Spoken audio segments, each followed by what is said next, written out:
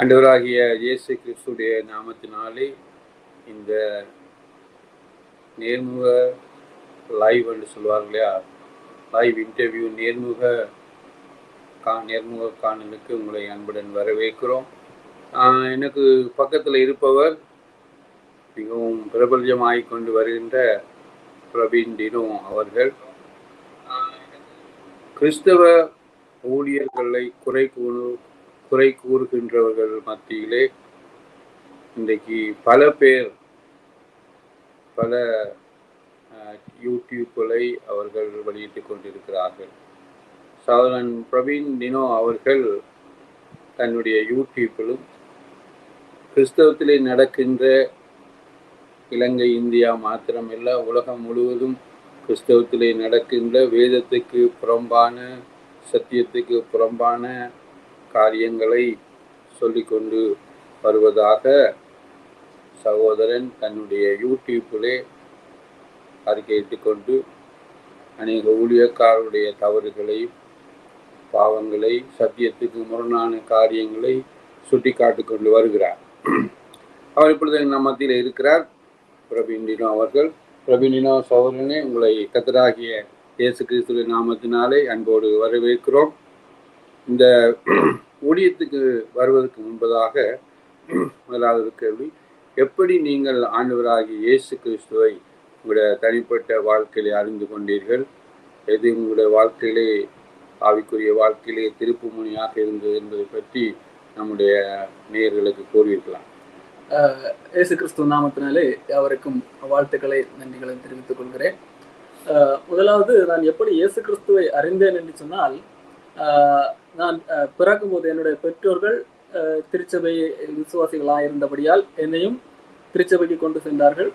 திருச்சபை வழியாக, வேதாகமத்தின் வழியாக நான் இயேசு கிறிஸ்துவை அறிந்து கொண்டேன். அதாவது நான் சொல்ல போனால் இயேசு கிறிஸ்துவை பற்றி அறிந்து கொண்டேன், அல்லது கிறிஸ்தவத்தை பற்றி அறிந்து கொண்டேன். எப்பொழுது இயேசு கிறிஸ்துவை தனிப்பட்ட விதத்தில் அறிந்து கொண்டேன் என்று சொல்லி பார்த்தா, அது என்னுடைய வாழ்க்கையிலே சில தடுமாற்றங்கள் இருந்தது. இளமை பருவத்திலே, இப்போதும் இளமைதான், ஒரு குறிப்பிட்ட வயதிலே என்னோட வாழ்க்கையிலே ஒரு எதிர்காலத்தை குறித்து ஒரு கேள்வி எழுத ஆரம்பித்தது, ஒரு பயம் வர ஆரம்பித்தது. அந்த வேளையிலே தானே நான் தீர்மானம் எடுத்தேன், கடவுள் என்கிறவர் இருக்கிறார், அவரை சார்ந்து கொண்டால் மாத்திரம்தான் இந்த பயத்திலிருந்து என்னால் வெளியே வர முடியும், எதிர்காலத்தை குறித்த உறுதியான ஒரு நம்பிக்கை எனக்கு கிடைக்கும் என்கின்ற ஒரு தெளிவு உண்டாயிருந்தது. அது ஏற்கனவே நான் வேதாகமத்தை கற்றதன் பயனாக கூட இருக்கலாம். அதன் பின்பதாக நான் தேவனை இன்னும் சார்ந்து கொள்ளக்கூடிய வாய்ப்பு ஏதாவது கிடைக்குமா என்று ஆராய்ந்து, இன்னும் இடையிலே சில காலம் அந்த திருச்சபையோட தொடர்பை துண்டிக்கப்பட்டவனாக, வேதவாசி இதெல்லாம் காரியங்கள் எல்லாம் ஒதுங்கி இருந்தவனாக இருந்தேன். மறுபடியும் அதை தொடர ஆரம்பித்தேன். அதோடு மட்டுமல்லாமல் தனிப்பட்ட விதத்திலே வேத தியானத்தை ஆரம்பித்து, அந்த வேத தியானம் தான் எனக்கு இயேசு கிறிஸ்துவை அறிகிற அறிவிலே என்னை வளர செய்தது. அதாவது உங்களுக்கு ஆரம்பத்திலேயே ஒரு நல்ல ஒரு கிறிஸ்தவ பின்னணி இருந்தது. அந்த பின்னணியில இருந்து நீங்கள் வேதத்தை கற்றுக்கொண்டிருந்தீர்கள். பிற்பாடு ஒரு கட்டத்திலே, ஒரு சந்தர்ப்பத்திலே அது உங்களுடைய அனுபவமாக மாறியது இல்லையா? ஆரம்பத்திலே அந்த கிறிஸ்தவ வளர்ப்பு முறை இயேசு கிறிஸ்துவை பற்றி அறிவதற்கு எனக்கு உதவியா இருந்தது. பின்னர் நான் வேதத்தை தனிப்பட்ட விதத்திலே தியானித்து தேவனோட நெருங்கி பழக அது தேவனை அறிகிற அறிவாக மாறியது. ஆகவே நேயர்கள் எல்லோருக்குமே நிச்சயமாக தெரியும், நீங்கள் இப்பொழுது உங்களுடைய சாட்சியின் பிரகாரம் நீங்கள் கர்த்தராகிய இயேசு கிறிஸ்துவை சொந்த இரட்சகராய், ஆண்டவராய் நீங்கள் ஏற்றுக்கொண்டு பாவ மன்னிப்பையும் ரட்சிப்பையும் பெற்று நித்திய ஜீவனை பெற்றவர்களாக நீங்கள் இருக்கிறீர்கள். அது மிகவும் சந்தோஷமான காரியம். ஏனென்று சொன்னால், இன்றைக்கு ரட்சிப்பானது இன்றைக்கு மிக மிக அரிதான காரியமாக இருக்கிற மெய்யான ரட்சிப்பு. தேவன் நம்மிலே இரக்கம் வைத்து கிருபை பாராட்டி ரட்சித்திருக்கிறார். ஆகவே உண்மையிலே சகோதரன் பிரவீன் டினோ அவர்களுக்காக இயேசு கிறிஸ்து சிந்திய ரத்தம் வீணாய் போய்விடவில்லை. அவர்கள் ரட்சித்தவன் குறித்து நாங்களும் உங்களோடு சேர்ந்து தேவனை நன்றியோடு நான் துதிக்கிறோம். கர்த்தர் ரட்சிக்கிற தேவன். சரி, அப்ப நீங்கள் ஆண்டவரை அறிந்த பிற்பாடு நீங்கள் பல கோணங்கள் கூட, பல படிகளுக்கு கூட சென்றிருப்பீர்கள், பல அனுபவங்களை பெற்றிருப்பீர்கள், பல சபைகளுக்கு போயிருப்பீர்கள். குறிப்பாக இந்த யூடியூப் ஊழியத்திற்கு எப்படி வர வேண்டும் என்று தீர்மானித்தீர்கள் என்றால், இன்றைக்கு பலவிதமான ஊழியங்கள் இருக்கின்றன.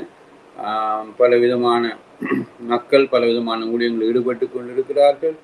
ஆகவே குறிப்பாக இந்த யூடியூப் ஊழியத்துக்கு வர வேண்டும் என்று எப்படி தீர்மானித்தீர்கள்? அல்லது யாராவது உங்களுக்கு முன்னுதாரணமாக உந்துகோலாக அமைந்தார்களா? என்ன காரணம் என்று சொல்லிடலாம் நேரம். அதாவது நான் இயேசு கிறிஸ்துவை தனிப்பட்ட விதத்தில் அறிய ஆரம்பித்தது உடனடியாக இன்றைக்கு பேசுகிறவர்கள் எல்லாம் தவறான உபதேசம் பேசுகிறார்கள் என்கின்ற முடிவுக்கு தான் வரவில்லை. நான் இயேசு கிறிஸ்துவை அறிய ஆரம்பித்ததிலிருந்து ஆண்டவர் என்னை படிப்படியாகத்தான் ஒரு வளர்ச்சிக்கு நேராக நடத்தி கொண்டிருந்தார். அப்படி வளர்கின்ற வேளையிலே நான் வேதத்தின் வழியாக ஆண்டவர் எனக்கு கற்றுத்தந்தது ஒன்றா இருக்கும். ஆனால் போதகர்கள் அல்லது பேசுகிறவர்கள் வேறு காரியங்களை பேசுகிறார்கள். அது நான் எனக்கு ஆண்டவர் கற்றுத்தருக்கிற காரியத்திற்கும் போதகர்கள் பேசுகிற காரியம் ஏகப்பட்ட முரண்கள் காணப்பட்டது. அந்த முரண்களிலிருந்து எது சரி என்கின்ற முடிவெடுக்க நான் என்ன செய்தேன் என்றால், போதகர்கள் என்னால் அவர்கள் டினாமினேஷன் சார்ந்திருக்கிறார்கள் அல்லது அவர்கள் தனிப்பட்ட அனுபவம் சார்ந்திருக்கு. ஆனா வேத கடவுளுடைய வார்த்தையாக இருக்கிறது. அப்போ நான் கடவுளுடைய வார்த்தை பக்கம் நான் நிற்க ஆரம்பித்தேன். இப்ப நிற்க ஆரம்பித்ததிலிருந்து அன்றிலிருந்து இந்த சத்தியத்தை பேச ஆரம்பித்தேன். அது நான் சார்ந்திருக்கிற டினாமினேஷனாக இருந்தாலும் எந்த இடத்துல சத்தியத்தை தைரியமாக பேசக்கூடிய துணிச்சலை ஆண்டவர் தந்தேன். அதாவது ஒரு ஆண்டவரத்துல வருவதற்கு காரணம் என்ற எதிர்கால பயம் என்று சொல்லியிருந்தேன். ஆண்டவரத்துல வந்த பிறகு எனக்கு எல்லா பயமும் இல்லை. எனக்கு யாரை பார்த்தும் எதற்கும் பயம் கிடையாது. அந்த பயம் என்பதில் இருந்து போனபடியா சத்தியத்தை பேசுவதற்கு எனக்கு எந்த இவர்கள் என்ன நினைப்பார்களோ என்ற கலக்கம் எனக்கு ஏற்பட்டதில்லை. ஆகவே அப்படி பேச ஆரம்பித்தேன். அப்படியே வளர்ச்சி அப்படியே ஒவ்வொரு காரியமாக இது தவறு என கற்றுத்தந்து கொண்டிருந்தார். அப்படிப்பட்ட வேளையில கிட்டத்தட்ட ஒரு 2019ஆம் ஆண்டு அந்த வருடங்களிலே ஒரு தமிழகத்தில் எல்லாராலும் பெரிய ஊழியக்காரர் என்று சொல்லுகிறவ பெரிய ஒரு அந்த இவர்தான் ஆண்டவர் நாட்டுக்கு பிரைம் மினிஸ்டராக வைக்க போகிறார் என்று எல்லாம் தீர்க்க தரிசனம் இருந்தார். அது ஒன்றும் பலிக்கவில்லை.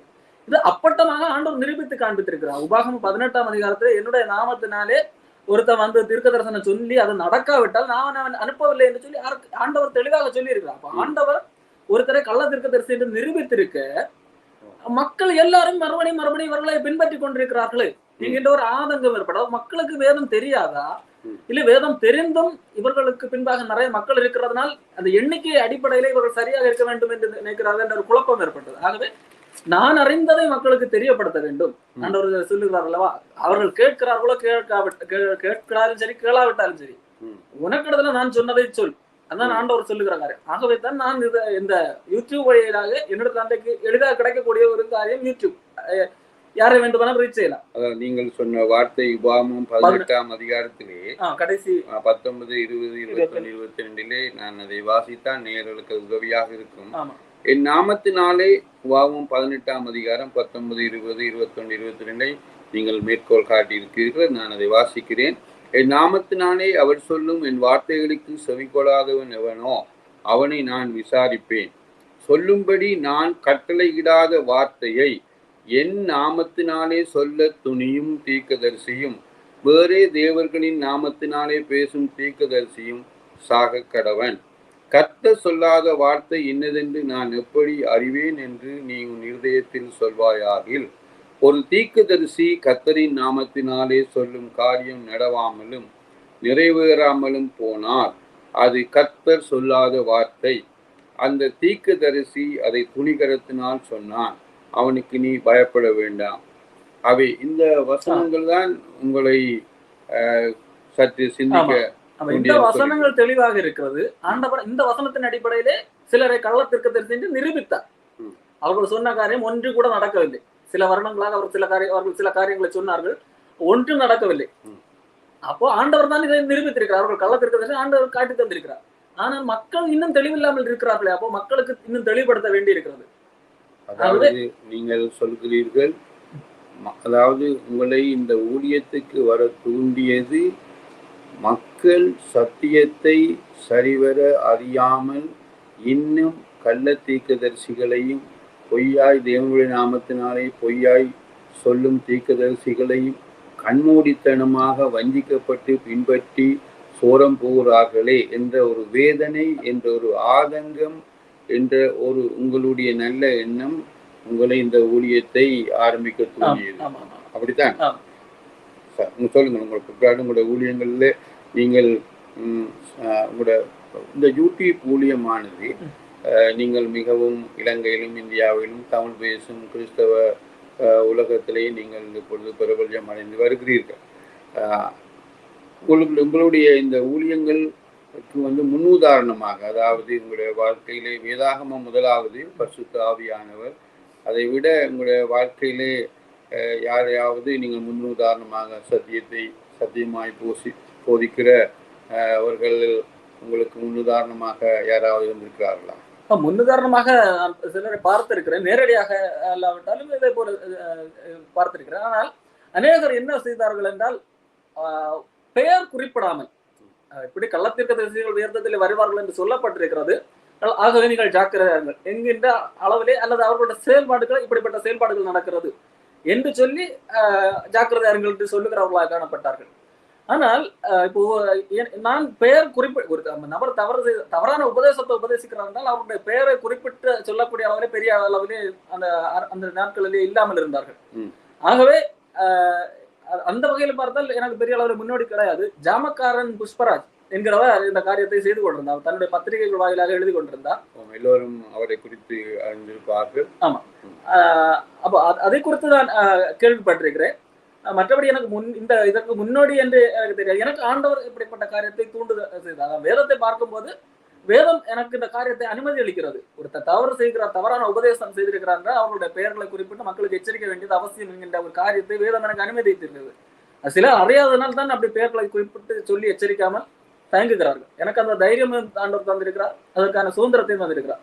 ஆகவே உங்களுக்கு முன்னதாக இருந்த நல்ல முதிர்ச்சியுள்ள ஆவிக்குரிய தலைவர்கள் நீங்கள் சொன்ன அதே காரியத்தை பெயர் சொல்லாமல் கண்டித்திருக்கிறார்.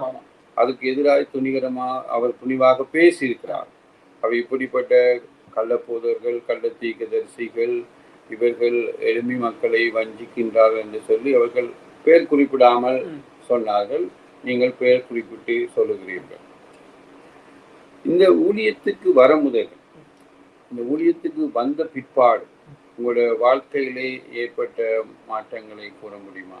இந்த ஊழியங்களை நீங்கள் ஆரம்பிக்க முதல்ல எப்படி இருந்தது? இந்த ஊழியங்களை ஆரம்பித்த பிற்பாடு உங்களுடைய ஆவிக்குரிய வாழ்க்கையிலே ஏற்படுகிற மாற்றங்களை கூற முடியுமா? ஆவிக்குரிய வாழ்க்கையில எனக்கு நான் இப்படி பேசுவது, இப்படி ஆண்டவருடைய சத்தியத்தை அல்லது தவறானவர்களை எடுத்து காண்பிப்பதனால் என்னுடைய ஆவிக்குரிய வளர்ச்சி என்று நான் சொல்ல மாட்டேன். ஆவிக்குரிய வளர்ச்சி என்பது நான் தேவனோடு உள்ள உறவின் அடிப்படையில் காணப்படுகிறது. எனக்கு தேவனோடு உள்ள தனிப்பட்ட உறவு, அந்த உறவு குறையும் போது என்னோட ஆவிக்குரிய வளர்ச்சி வீழ்ச்சி அடையும் என்பதை நான் அறிந்திருக்கிறேன். ஆகவே அந்த ஆவிக்குரிய வளர்ச்சி இருப்பதனால் தான் நான் இந்த அளவுக்கு தைரியமாக என்னால் பேச முடிகிறது. அதான் என்னால் சொல்ல முடியும். ஆகவே எனக்கு அந்த முன்னும் பின்னும் எனக்கு பெரிய வித்தியாசம் எனக்கு சொல்ல தெரியவில்லை. ஆனால் அந்த ஆண்டவருடைய உறவை நான் விடாமல் இன்னும் அதுல வளர வேண்டும் என்றுதான் வாஞ்சித்து அந்த பாதையில போய் சென்று கொண்டிருக்கிறேன். உதாரணமாக நீங்கள் இந்த ஊழியத்துக்கு வந்த பிற்பாடு நிறைய வேதத்தை நன்றாக நீங்கள் ஆராய்ச்சி செய்ய வேண்டும். முதல்ல நீங்கள் சாதாரணமாக ஒரு விசுவாசியை போன்று படித்திருப்பீர்கள். இப்பொழுது நீங்கள் ஒரு ஆராய்ச்சியாளராக மாறி இருக்கிறீர்கள். வேத வசனத்தை அடிப்படையாக கொண்டு நீங்கள் நிறைய காரியங்கள் பேச வேண்டியிருக்கிறது. ஆகவே இது உங்களுக்கு ஒரு மறைமுகமான ஒரு சாதகமான சூழ்நிலையை தோற்றுவித்திருக்கும் என்று நான் நினைக்கிறேன். அதாவது வேதத்தை இன்னும் இது உங்களை ஆழமாக ஆராய தூண்டவில்லையா? அதாவது நான் இந்த யூடியூப் அதை ஆரம்பிக்கிறதுக்கு முன்னாடியே நான் வேத ஆராய்ச்சி செய்து கொண்டிருந்தேன். அது யூடியூப் செய்யாவிட்டாலும் நான் பல வாட்ஸ்அப் குழுக்கள் மூலமாக அல்லது நான் ஊரில் இருந்த நான் இங்கு துபாய்க்கு வருவதற்கு முன்பதாகவே வேத ஆராய்ச்சியின் வழியாகத்தான் கடவுளை அறிந்தேன். இந்த கள்ளத்தீர்க்கதரிசிகள் என்பதும் கண்டறிந்தேன். வேத ஆராய்ச்சி என்பது எனக்கு பிடித்த ஒன்று, அதற்காக நேரம் செலவிடுவது எனக்கு பிடித்த ஒன்று. அது முன்பே இருந்த அந்த ஒரு பழக்கம் தான். அதே பழக்கம் இப்பொழுது இன்றைக்கு வரைக்கும் நீடிக்கிறது. அப்போ அதிலே நாளுக்கு நான் வளர்ந்து கொண்டுதான் இருக்கிறேன். அதாவது நீங்கள் ஏற்கனவே ஆராய்ந்தது நிமித்தம் விழிப்புணர்வு அடைந்தீர்கள். விழிப்புணர்வு அடைந்த பிற்பாடு இன்னும் மேலதிகமாக வேதத்தை ஆராய்ச்சி செய்கின்றீர்கள். அது உங்களுடைய சொந்த ஆவிக்குரிய வாழ்க்கைக்கு மிகவும் உதவியாக இருக்கிறது. இந்த ஊழியத்தை நீங்கள் செய்கின்ற வேளையில், இந்த யூடியூப் ஊழியத்தை நீங்கள் செய்து ஊழியர்களுடைய பாவங்களை பகிரங்கமாக கண்டிக்கிறீர்கள். அவர்கள் செய்த காரியங்களை யூடியூப்பில் இருந்து நீங்கள் எடுத்து போடுகிறீர்கள், காண்பிக்கிறீர்கள். இந்த ஊழியத்தை நீங்கள் செய்கிற வேளையிலே உங்களுக்கு வருகின்ற பிரச்சனைகள், சவால்கள், நீங்க முகம் கொடுக்கின்ற போராட்டங்கள் என்ன? ஒன்று, நான் எந்த ஊழியருடைய தனிப்பட்ட பாவங்களையும் முதலாவது கூறுவதில்லை. எனக்கு தெரியும், பாவம் செய்யாத ஒரு மனிதனும் கண்டிப்பாக இருக்க முடியாது. அப்போ அவர்கள் விழுந்தாலும் பாவத்தில் விழுந்தாலும் ஒரு உண்மையில் ரட்சிக்கப்பட்டிருந்தால் அவங்க கண்டிப்பாக மனம் கசந்து ஆண்டோடத்தில் வருவார்கள். அது சில வேளையில விழுவதற்கு வாய்ப்புகள் உள்ள ஒரு மனிதன் தான், மனித சரீரம் தான், பாவ சரீரம். இப்போ நான் முக்கியமாக எடுத்து கூறுவது தவறான உபதேசம். அது அநேக மக்களை சிதறடிக்கக்கூடிய ஒன்று. ஒரு போதகர் பாவத்திலே தெரியாமல் விழுந்து விட்டார் என்று சொன்னால் அது ஒருவேளை அவர் மட்டும் பாதிக்கக்கூடிய ஒன்று. ஆனால் இவர்கள் பொது வழியிலே, இவர்கள் நான் எடுத்து பேசுகிறவர்களும் பொது வழியிலே யூடியூப் வாயிலாக பிரபலமானவர்கள். இவர்கள் பேசுகிற தவறான உபதேசம், அதாவது தங்களுடைய சுயலாபத்திற்காக சில இப்படிப்பட்ட பேச்சுக்கள் பேசினால்தான் அதிக மக்கள் கவரப்படுவார்கள், அதிக வசூல் கிடைக்கும். ஆகவே இந்த காரியத்திற்காக உபதேசத்தில் சமரசம் செய்து தவறான போதகம் போதிக்கிறார்கள். அதைத்தான் அதிக அளவிலே நான் எடுத்து இவர்கள் பேசுகிற இந்த காரியம் தவறு, வேதத்தில் எப்படி இருக்கிறது, இதைத்தான் நான் கூறுகிறேன் தவிர சிலருடைய எந்த தனிப்பட்ட பாவங்களை நான் பெரிய அளவிலே எடுத்து கூறுவதில்லை. அதாவது நீங்கள் நேர்களுக்கு என்ன சொல்ல விரும்புகிறீர்கள் என்றால், உங்களுக்கும் நீங்கள் இப்பொழுது யூடியூப்பிலே நீங்கள் யாருக்கு எதிராக பேசுகின்றீர்களோ, யாரை குறிப்பிடுகிறீர்களோ, அவர்களுக்கும் உங்களுக்கும் இடையில் எந்த விதமான தனிப்பட்ட பிரச்சனையும் இல்லை, ஒரு பொறாமையும் இல்லை, போட்டியும் இல்லை, எரிச்சலும் இல்லை, ஒன்றுமே தனிப்பட்ட முறையில் ஒன்றுமில்லை. ஆனால் வேதாகமத்தின் அடிப்படையில் அமைந்த உபதேசத்துக்கு எதிராக அல்லது விரோதமாக அவர்கள் பேசுகின்ற வேளையிலே அல்லது அதை நடைமுறைப்படுத்துகிற வேளையிலே அது அதிக மக்களை பாதிக்கிறது, விளையான பாதைக்கு கொண்டு செல்கின்றது என்று நீங்கள் நம்புகின்றபடியினால் அந்த உபதேசத்தை மாத்திரம் நீங்கள் கண்டிக்கிறீர்கள். அப்படித்தான். ஆகவே மற்றவர்கள் அநேகமானவர்கள் எண்ணுவது போன்று இது ஒரு தனிப்பட்ட பொறாமையாலேயோ எரிச்சலினாலேயோ இது அப்படி தனிப்பட்ட விதத்தில் இருந்தால் நான் அவர்களுடைய பின்னால்தான் சுற்றி கொண்டு அவர்கள் ஸ்பை கேமரா கொண்டு சுற்றி தெரிய வேண்டும். அவர்கள் எந்த இடத்துக்கு போகிறார்கள், எந்த ஹோட்டலுக்கு போகிறார்கள், யாரோட சந்திக்கிறார், அப்படியெல்லாம் செய்வதில்லை. அவர்கள் பேசுகிற, அதுவும் தனிப்பட்ட ரூமில் பேசுகிறதெல்லாம் எடுத்து போடுவதில்லை. அவர்கள் பேசி பொது வழியிலே பதிவிடுகிறது தான். அவர்கள் ஒரு தனிப்பட்ட சபையில பேசினால் அந்த சபை மக்களை அது பாதிக்கும், அது எனக்கு தெரியாது. அவர்கள் இப்படி பேசுவது பொது வழியில் உள்ளது, அது அதை பார்க்கிற எல்லாரையும் பாதிக்கும்.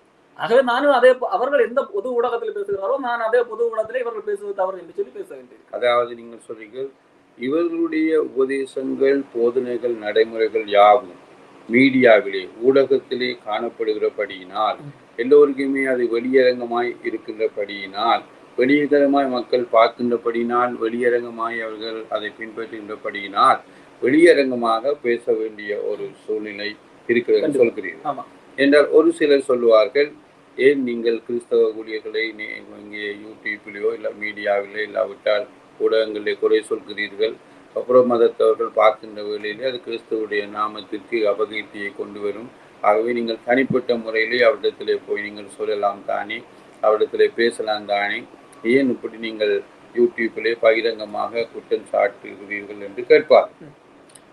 அப்போ நான் சொல்ல வருவது, அவர்களிடத்திலே தனிப்பட்ட விதத்திலே சொல்லலாம், கண்டிப்பாக தவறில்லை. அவர்கள் ஏதாவது தனிப்பட்ட ஒரு தவறு செய்திருந்தால் அவர்களை நான் தனிப்பட்ட விதத்திலே சந்திக்கும் போது, நீங்கள் இந்த தவறு செய்திருக்கிறீர்கள், இது தவறு, உங்கள் குடும்பத்தை பாதிக்கும், உங்களை சார்ந்திருக்கிறவர்களை பாதிக்கும் என்று நான் தனிப்பட்ட விதத்திலே பேசலாம். ஆனால் நான் பேசுவது முதலாவது, இவர்கள் தனிப்பட்ட சூழ்நிலையை சொன்னாலும் கேட்கத்தக்க நிலையில இல்லை. இவர்கள் ஏற்கனவே இவர்களிடத்துல அனைவரும் பேசி இருக்கிறார்கள். நான் கூட நான் பேசுகிறவர்களுக்கு நான் மெயில் எல்லாம் அனுப்பி இருக்கிறேன், எந்த பதிலும் வராது. இரண்டாவது, நான் இவர்கள் திருந்த வேண்டும் என்ற நோக்கத்திலே நான் பேசவில்லை. இவர்களை பின்பற்றுகிற லட்சக்கணக்கான மக்கள் அந்த உபதேசத்தின் நிமித்தம் கெட்டு போகக்கூடிய சூழ்நிலை வாய்ப்பு உள்ளது. அவர்கள் இந்த உபதேசத்தில் இருந்து காக்கப்பட வேண்டும் என்று சொல்லி மக்களுக்காகத்தான் பேசுகிறேன். அப்போ அந்த எந்த மக்கள் அவர்களை பொது ஊடகத்தில் பார்க்கிறார்களோ அந்த மக்களுக்காக பேசுகிறேன். நீங்கள் அவர்களை பார்க்காதீர்கள், அவர்களை பின்பற்றாதீர்கள் என்று சொல்லி அந்த மக்களிடத்திலே தான் சொல்ல வேண்டியிருக்கிறது. உங்களுடைய நோக்கம், உங்களுடைய ஊழியம் இரண்டு நோக்கங்களை கொண்டதாக இருக்கிறது. ஒன்று, அந்த ஊழியர் மனம் திரும்பி ஆரோக்கியமான உபதேசத்தை பின்பற்ற வேண்டும். அது மாத்திரமல்ல, அவரை பின்பற்றுகின்ற மக்கள் கூட அதை விட்டு மனம் திரும்பி வேதத்தின் அடிப்படையிலான உபதேசங்களை, ஆரோக்கியமான சத்தியத்தை பின்பற்ற வேண்டும் என்று இரண்டு நோக்கங்கள், நல்ல நோக்கங்களை உடையதாக இருக்கிறது என்று நீங்கள் சொல்கிறீர்கள். நிச்சயமாகவே அது வரவேற்கத்தக்கது. இருப்பினும் ஒரு சிலர் சொல்கிறார்கள், நீங்கள் பெயர் குறிப்பிடாமல் செய்வது நல்லதுதானே, ஏன் நீங்கள் பெயர் குறிப்பிடாமல் இந்த உபதேசம் தவறானது என்று சொல்லலாம், ஏன் நீங்கள் பெயர்களை குறிப்பிட்டு சொல்கிறீர்கள், நீங்கள் உங்களுடைய நோக்கம் சரி என்று அவர்கள் ஒத்துக்கொள்வார்கள். ஒரு சிலர் ஒத்துக்கொள்கிறார்கள், நீங்கள் உங்களுடைய உபதேசங்களை, பிழையான உபதேசங்களை கண்டிக்க வேண்டும், தவறான உபதேசங்களை கண்டிக்க வேண்டும் என்பது உண்மை. ஆனால் அதை பெயர் குறிப்பிடாமல் செய்வது நல்லதுதானே என்று ஒரு சிலர் விமர்சிக்கிறார். அதை குறித்து உங்களுடைய பதில் என்ன? இல்ல, பெயர் குறிப்பிடுவது தவறு அல்ல. ஃபர்ஸ்ட் அதுக்கு பவுல் சில இடங்களிலே பெயர் குறிப்பிட்டு தான் சொல்லியிருக்கார். பெயர் குறிப்பிட வேண்டிய இடங்களிலே பெயர் குறிப்பிட்டு தான் ஆக வேண்டும். அப்போ இரண்டாவது ஒரு உதாரணத்தை எடுத்து வைத்துக் கொள்வோம். ஒரு ஊர்ல ஒரு போலி டாக்டர் இருக்கிறார். அநேக டாக்டர் இருக்கிறார்கள். ஒரு போலி டாக்டர் இருக்கிறார். நானும் டாக்டர் படித்திருக்கிறவன் தான் ஒரு முறை அந்த இடத்துல சொல்லும் போது நான் கண்டுபிடித்து விடுகிறேன். அவர் எதுக்கு கேட்டாலும் சம்பந்தம் இல்லாத ஒரு மாத்திரை கொடுக்கிறார். எதற்கு கேட்டாலும் ஒரு உண்மையிலே ஒரு உடல்ல ஒரு அல்சர் ப்ராப்ளம் இருக்கிறது, அது நிமித்தம் வயிற்று வலி இருக்கிறது. அவரிடத்துல சென்றால் அல்சரை கண்டுபிடிக்காமல் சும்மா ஒரு வேதனைக்குரிய வலி தீர்வதற்கான ஒரு டெம்பரரி சொல்யூஷனுக்குரிய மாத்திரையை கொடுக்கிறார். சில இப்படிப்பட்ட சில அடையாளங்களை வைத்து அவரை நான் போலி டாக்டர் என்று கண்டுபிடித்து விட்டேன். இப்போ நான் என்ன செய்ய வேண்டும்? ஊர்ல பொதுவாக மக்களிடத்துல போயிட்டு ஒரு போலி டாக்டர் இருக்கிறார், ஆகவே நீங்கள் கவனமாக இருங்கள் என்று சொன்னால் எந்த மக்களுக்கு எப்படி விளங்கும்? நான் என்ன சொல்ல வேண்டும்? இந்த டாக்டர், இந்த குறிப்பிட்ட டாக்டர் ஒரு போலி டாக்டர், ஆகவே இந்த டாக்டர் இடத்துல உஷாராக இருக்க வேண்டும் என்று அந்த டாக்டரோட பெயர் சொல்லிதான் சொல்ல வேண்டும். இல்லாவிட்டால் மக்கள் எப்படி தெரிவார்கள்? ஆகவே நீங்கள் உங்களுடைய நோக்கம் ஆரோக்கியமற்ற தவறான பிழையான உபதேசங்களை போதிக்கும், பரப்பும், அதை பின்பற்றும் ஊழியக்காரர்களை குறிப்பிட்டு சொல்லும் பொழுது மக்கள் விழிப்புணர்வு அடைந்து அந்த தவறான பிழையான உபதேசங்களை விட்டு அவர்கள் விலகிக் கொள்வதற்கு அது மிக இலகுவாக இருக்கும் என்று சொல்கிறீர்கள். அதே மாதிரி பவுல் 1 தீமோத்தேயு 1ஆம் அதிகாரத்திலே 20ஆம் வசனத்திலே இமெனே அலெக்சாந்தர் அப்படி 2 பேரோட பெயர்களை சொல்லுகிறார். அவர்களை என்னது தூஷியாதபடிக்கு சிக்ஷிக்கப்பட அவர்களை சாத்தான இடத்துல ஒப்பு கொடுத்தேன் என்று சொல்கிறார். இன்னொரு இடத்துல சொல்லும் போது அவர்களுடைய போதனை அரிப்பிளவை, அதாவது கேன்சரை போல பரவும் என்று சொல்லிவிட்டு அவருடைய பெயரை சொல்லுகிறார். பிலாத்து என்று சொல்லி 2 தீமோத்தேயு 2ஆம் அதிகாரம் 17வது வசனத்திலே அவர் இமினேயும் பிலாத்துவையும் பெயர் சொல்லி குறிப்பிடுகிறார். அவை நீங்கள் என்ன சொல்ல வருகிறீர்கள் என்று சொன்னால், அப்போஸ்தலனாகிய பவுல் பரிசுத்த ஆவியினால் எழுதின அந்த நிருபத்தை எழுதின வேளையிலே 2 முக்கியமான நபர்கள் சபையை தவறான வழியிலே நடத்தி கொண்டு போன வேளையிலே அவர்களை பவுல் பெயர்களை சொல்லி சுட்டி காட்டி இவர்களுடைய உபதேசங்களை குறித்து எச்சரிக்கையாயிருங்கள் என்று சொல்ல. அவர்களை சும்மா விட்டு விட்டா அவர்களுடைய உபதேசம் கேன்சரை போல பரவக்கூடிய உபதேசம். பவுல் சொல்லுகிறார், கேன்சர் அவர் பெயர் சொல்ல விட்டா என்னது, அவருடைய உபதேசம் கேன்சரை போல வேக வேகமாக பரவும். அது கேன்சர் என்ன செய்யும்? கடைசியிலே ஒரு மனிதனை அழித்து விடும். இதுக்கே மனிதனுடைய ஆத்மாவை அழித்து விடும். ஆகவே அவர்களுடைய பெயர் சொல்ல வேண்டியிருக்கிறது. ஆகவே சந்தர்ப்பங்கள் ஏற்படும் பொழுது நிலைமையை கருத்தில் கொண்டு வேதாகமத்தின் அடிப்படையிலே பிழையான உபதேசங்களை போதிக்கும், பரப்பும், பின்பற்றும் ஊழியக்காரர்களை வேதத்தின் அடிப்படையில் பெயர் சொல்லி குறிப்பிடுவது தப்பில்லை, தவறில்லை. அதை வேதமும் ஒத்துக்கொள்கிறது. என்றால் நீங்க சொன்ன பிரகாரம் 2 தடவைகள் இன்னும் பல இடங்களில் வசனம் உண்டு. ஆமோஸ் தீர்க்கதரிசியின் புத்தகம் 6ஆம் அதிகாரத்தை எடுத்து பார்க்கும்போது கூட ஆமோஸ் பெயர் குறிப்பிட்டு எரோபெயாம் என்கிற ராஜாவுக்கு எதிராக பேசுகிறார். அப்ப பேசும்போது அமத்சியா என்கின்ற ஒரு ஆசாரியன் சொல்லுங்க, நீ பேசாத, ராஜாவுக்கு எதிராக பேசாத என்று சொல்லி. யாரு? கர்த்தருடைய ஊழியக்காரன்.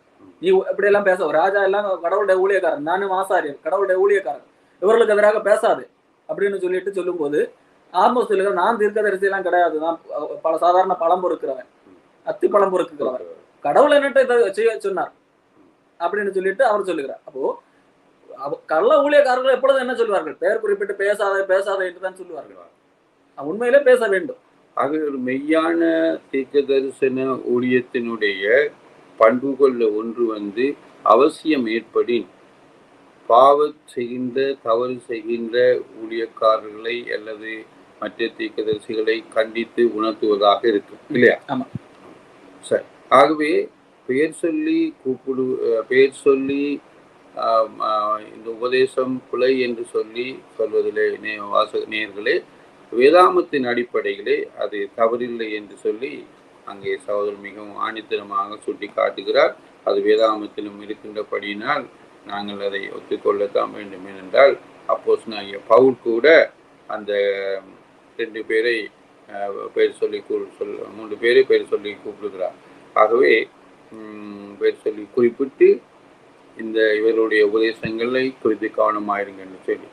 ஆகவே வேதாகமத்தின் அடிப்படையிலே நாங்கள் பார்க்கின்ற வேளையிலே சகோதரனுடைய ஆணித்தரமான வாதம் சத்தியத்தின் அடிப்படையிலே தேவை ஏற்படுற வேளையிலே பெயர்களை சொல்லி சுட்டி காட்டி மக்களை சரியான வழியிலே திருச்சபையை சரியான வழியிலே திசை திருப்புவது, நல்ல நிலைமைக்கு கொண்டு வருவது, அது எந்த விதத்திலும் கிறிஸ்துவுக்கு விரோதமானதும் அல்ல, என்னுடைய வார்த்தைக்கு விரோதமானதும் அல்ல என்று சொல்லி நாங்கள் கண்டோம். சரி, அடுத்ததாக நாங்கள் பார்க்கின்றோம் இந்த ஊழியத்திலே நீங்கள் உங்களுக்கு எதிர்ப்புகள் பிரச்சனைகள் இல்லாவிட்டால் பயமுறுத்தல்கள் ஏற்படுகின்றனவா? இல்லை, எனக்கு நான் ஒருவேளை இந்தியாவில் இல்லாமல் இருப்பார்கள் பெரிய அளவில் எதிர்ப்புகள் எல்லாம் கிடையாது. கமெண்ட்களிலே சிலர் தெரிய பேசுவார்கள், அதெல்லாம் பெரிய அளவிலே கண்டுகொள்வது கிடையாது. அவர்களுக்கு பதில் கொடுப்பேன், நாகரிகமாக கமெண்ட் எழுதுகிறவர்களுக்கு பதில் கொடுப்பேன். இல்லை என்று அதை குறித்து ஏற்கனவே நான் வீடியோ நம்ம பேசியிருந்தா அந்த லிங்கை அனுப்பி விடுவேன். மற்றபடி பெரிய அளவிலே எல்லாம் எதிர்ப்பு கிடையாது என்று சொன்னால் இந்தியாவிலே இப்படியாக இந்த தீர்க்க தரிசன ஊழியத்தை, இதுதான் உண்மையான தீர்க்க தரிசன ஊழியம், பாவத்தை கண்டித்து மக்களை விழிப்புணர்வு அடைய செய்து கிறிஸ்துவுக்கு நேராய் அவருடைய வார்த்தைக்கு நேராய் ஜனங்களை திருப்புவதுதான் ஒரு மெய்யான தீர்க்க தரிசன ஊழியம். இப்படி இந்த ஊழியத்தை செய்பவர்கள் சில மிரட்டல்களுக்கு ஆளாயிருக்கிறார்கள். ஒரு சில பேருக்கு அனுமதிய தொலைபேசி அழைப்புகள் வரும், உங்களுக்கு நாங்கள் என்ன செய்வோம் என்று பாருங்கள், உங்களுடைய ஏனென்றால் எனக்கு தெரிந்த உங்களை போன்ற ஊழியத்தை செய்பவர்களுடைய யூடியூப் அக்கௌண்டை அவர்கள் ஹேக் பண்ணி சொல்வார்கள், அதை திருடி விடுவார்கள், இல்லாவிட்டால் அதை நாசமடைய செய்து விடுவார்கள், சதித்திட்டம் திருட்டு விடுவார்கள். அப்படியெல்லாம் நடந்திருக்கிறது. அப்படி உங்களுக்கு ஏதாவது அனுபவங்கள் இருக்கிறதா? இல்லை, அந்த அளவுக்கு பெரிய அளவில். ஒரு முறை ஒரு பிரபலத்தில் இந்த காப்பிரைட் ஸ்ட்ரைக் கொடுத்திருந்தார்கள், அவர்களை பற்றி பேசினதுனால் சில வீடியோக்கள் நீக்கினார்கள். மற்றபடி தனிப்பட்ட விதத்திலே பெரிய மிரட்டல் எல்லாம் வந்ததில்லை. இந்த உங்களுடைய ஒரு விஷயம், ஒரு நபர் மட்டும் கமெண்ட்ல போட்டிருந்தார், ஒரு குறிப்பிட்ட நாளிலே நீ உன்னுடைய குடும்பத்திலே 3 நாளைக்குள்ளாக ஒரு சாவு விழும், அப்பொழுது தெரிந்து கொள்வாய்.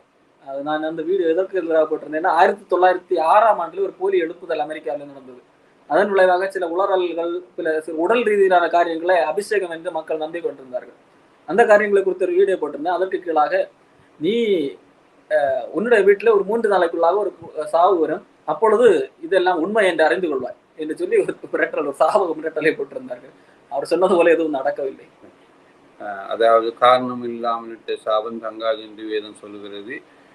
ஆனால் ஒரு வேதனையான காரியம் என்னவென்று சொன்னால், நீங்கள் சத்தியத்தின் அடிப்படையிலே அவர்கள் சொன்ன கூற்றுக்களையே நீங்கள் ஆதாரமாக கொண்டு நீங்கள் பேசும் பொழுது அதை ஏற்றுக்கொள்ள திராணி இல்லாமல் ஏற்றுக்கொள்ள அவர்களுக்கு மனதில்லாதபடிக்கு அவர்கள் இப்படியான ஒரு மிரட்டலையும் இப்படியான ஒரு சவித்தலையும் அவர்கள் செய்வது ஒரு வேதனைக்குரிய ஒரு காரியம். என்னவென்றால் அது ஒரு ஆவிக்குரிய பண்பு இல்லை, அது ஆவியின் கனிகளும் அல்ல.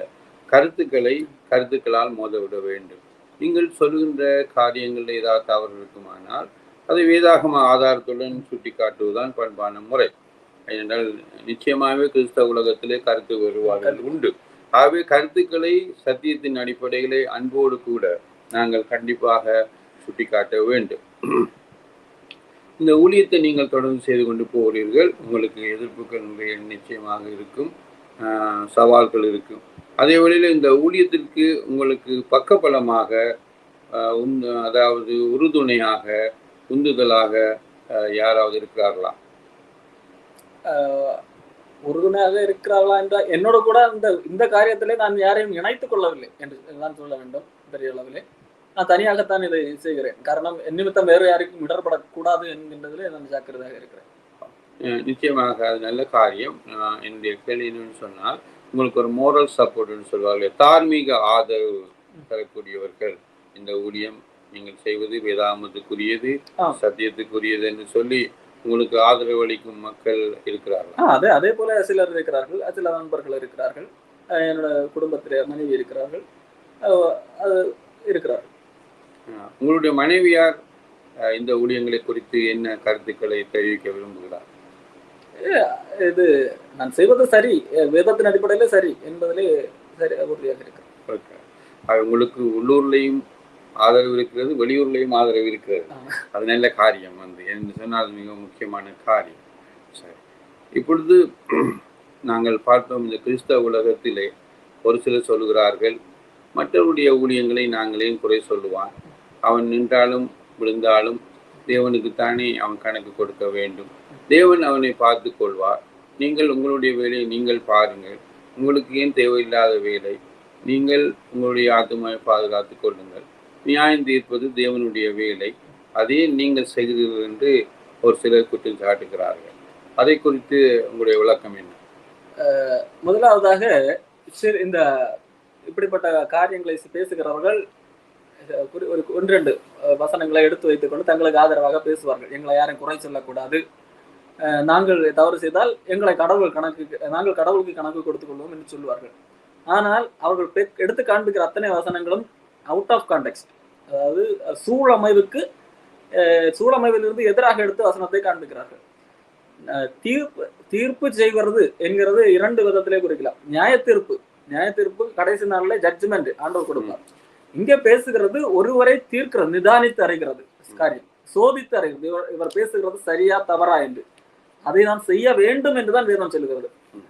1 யோவான் 4ஆம் அதிகாரத்திலே யோவான் எழுதுகிறார், கடைசி நாட்களிலே அந்தி கிறிஸ்து கள்ள கிறிஸ்துக்கள் தோன்றுவார்கள், ஆகவே நீங்கள் எல்லா ஆவிகளையும் நம்பாமல் அந்த ஆவிகள் தேவனிடத்திலிருந்து வந்திருக்கிறதா என்று நீங்கள் சோதித்து அறியுங்கள் என்று சொல்லுகிறார். அப்போ எல்லாருக்கும் கண்டிப்பாக எல்லா ஆவிகளையும் எல்லா மனிதர்களையும் சோதித்தறிய வேண்டும். பவுல் கூட ஒரு இடத்துல கலாத்தியர்கள் எழுதும்போது சொல்லுகிறார், இந்த சுவிசேஷத்தை எல்லாமே நான் ஏற்கனவே சுவிசேஷத்தை சொல்லி இருக்கிறேன், இந்த சுவிசேஷம் இல்ல வேறொரு சுவிசேஷம் ஒரு தேவதூதன் வந்து சொன்னா கூட நீ என்னது நம்ப கூடாது, ஈவன் நானே வேற 10 வருஷம் கழிச்சு வந்து சொன்னா கூட என்ன செய்யக்கூடாது, நம்ப கூடாது. அப்போ இதுதான் டிசைனிங். இந்த டிசைனிங் நம்ம செய்ய வேண்டும், இதைத்தான் இவர்கள் செய்யக்கூடாது என்று சொல்லுகிறார்கள். அதாவது பகுத்து ஆராய்ந்து நிதானித்து சத்தியத்தின் அடிப்படையில எது சரி எது பிழை என்று சிந்திக்கின்ற தன்மை ஒரு கிறிஸ்தவனுக்கு வேண்டும் என்று சொல்கிறீர்கள். ஆமா ஆமா. அப்போ ரோமர் 14ஆம் அதிகாரம் 4ஆம் வசனத்திலே உள்ள வசனங்களை சிலர் எடுத்து காண்பிப்பார்கள். மற்றவருடைய வேலைக்காரனை குற்றவாளியாக தீர்க்கிறதுக்கு நீ யார், அவன் நின்றாலும் இழந்தாலும் அவனுடைய எஜமானுக்கு அவன் உத்தரவாதி, அவன் நிலைநிறுத்தப்படுவான், தேவன் அவனை நிலைநிறுத்த வல்லவராய் இருக்கிறாரே. இந்த காரியத்தை ஆண்டவர் பவுல் இங்கே ஏன் எழுதுகிறார் என்றால், அங்கே யாரை குற்றவாளியாக தீர்க்கக்கூடாது என்று சொல்லுகிறார் என்றால், விசுவாசத்தில் பலவீனமானவனை, அதாவது கடவுளுக்காக சிலர் சாப்பிடாமல் இருப்பார்கள், சிலர் சாப்பிடுவார்கள், கடவுளுக்காக சிலர் நாட்களை விசேஷித்து உபவாசம் இருப்பார்கள், சிலர் எல்லா நாளும் சரிதானே அப்படி என்று சொல்லி அவர்கள் கடவுளுக்காக தனிப்பட்ட விதத்தில் அப்படி செயல்படுகிறார். இப்படிப்பட்டவனை நீ என்ன செய்யக்கூடாது, குற்றம் சொல்லக்கூடாது. அவன் என்றால் அந்த கான்டாக்ட் அப்படிதான் வருகிறது. மேலிருந்து வசனத்தை கூட வாசிக்கிறோம், பலவீனங்களை சேர்த்துக் கொள்ளுங்கள், அவனோட மன ஐயங்களை குற்றமாக நிர்ணயிக்காமல் இருங்கள். இப்போ பலவீனமானவர்களை நாம் சேர்த்துக் கொள்ளும் போது ஒருவேளை அவன் நான்வெஜ் சாப்பிடுகிறது எனக்கு பிடிக்கல, வெஜிடேரியன் என்று இருப்பான், இன்னொருத்தர் நான்வெஜ். இப்போ வெஜிடேரியன் நான் வெஜிடேரியனை குற்றம் சொல்லக்கூடாது. அப்போ இதுதான் அந்த கான்டெக்ஸ்ட். அதாவது அவர்கள் அவங்களை குற்றம் சாட்டுவதற்காக எடுத்துக்கொண்ட இந்த வேத வசனங்களுக்கும் அவர்கள் சொல்வதற்கு சம்பந்தமே இல்லை என்று சொல்கிறீர்கள். அது உண்மையிலேயே வந்து ரோமர் 14ஆம் அதிகாரம் ஒரு கிறிஸ்தவ சுயாதீனத்தை குறித்து பேசுகிறது, கிறிஸ்டியன் ஃப்ரீடத்தை குறித்து பேசுகிறது. ஆகவே 2 பேருமே தேவனுடைய பிள்ளைகளாக இருக்கிறபடினால், 2 பேருக்குமே தேவனுக்குள் சுயாதீனம் இருக்கிறபடினால், ஒருவன் மற்றவனை குற்றவாளி என்று நியாயம் தீர்க்காதிருப்பீர்களாக என்று சொல்லுகிறார். அது நல்ல ஒரு விளக்கமாக இருக்கிறது.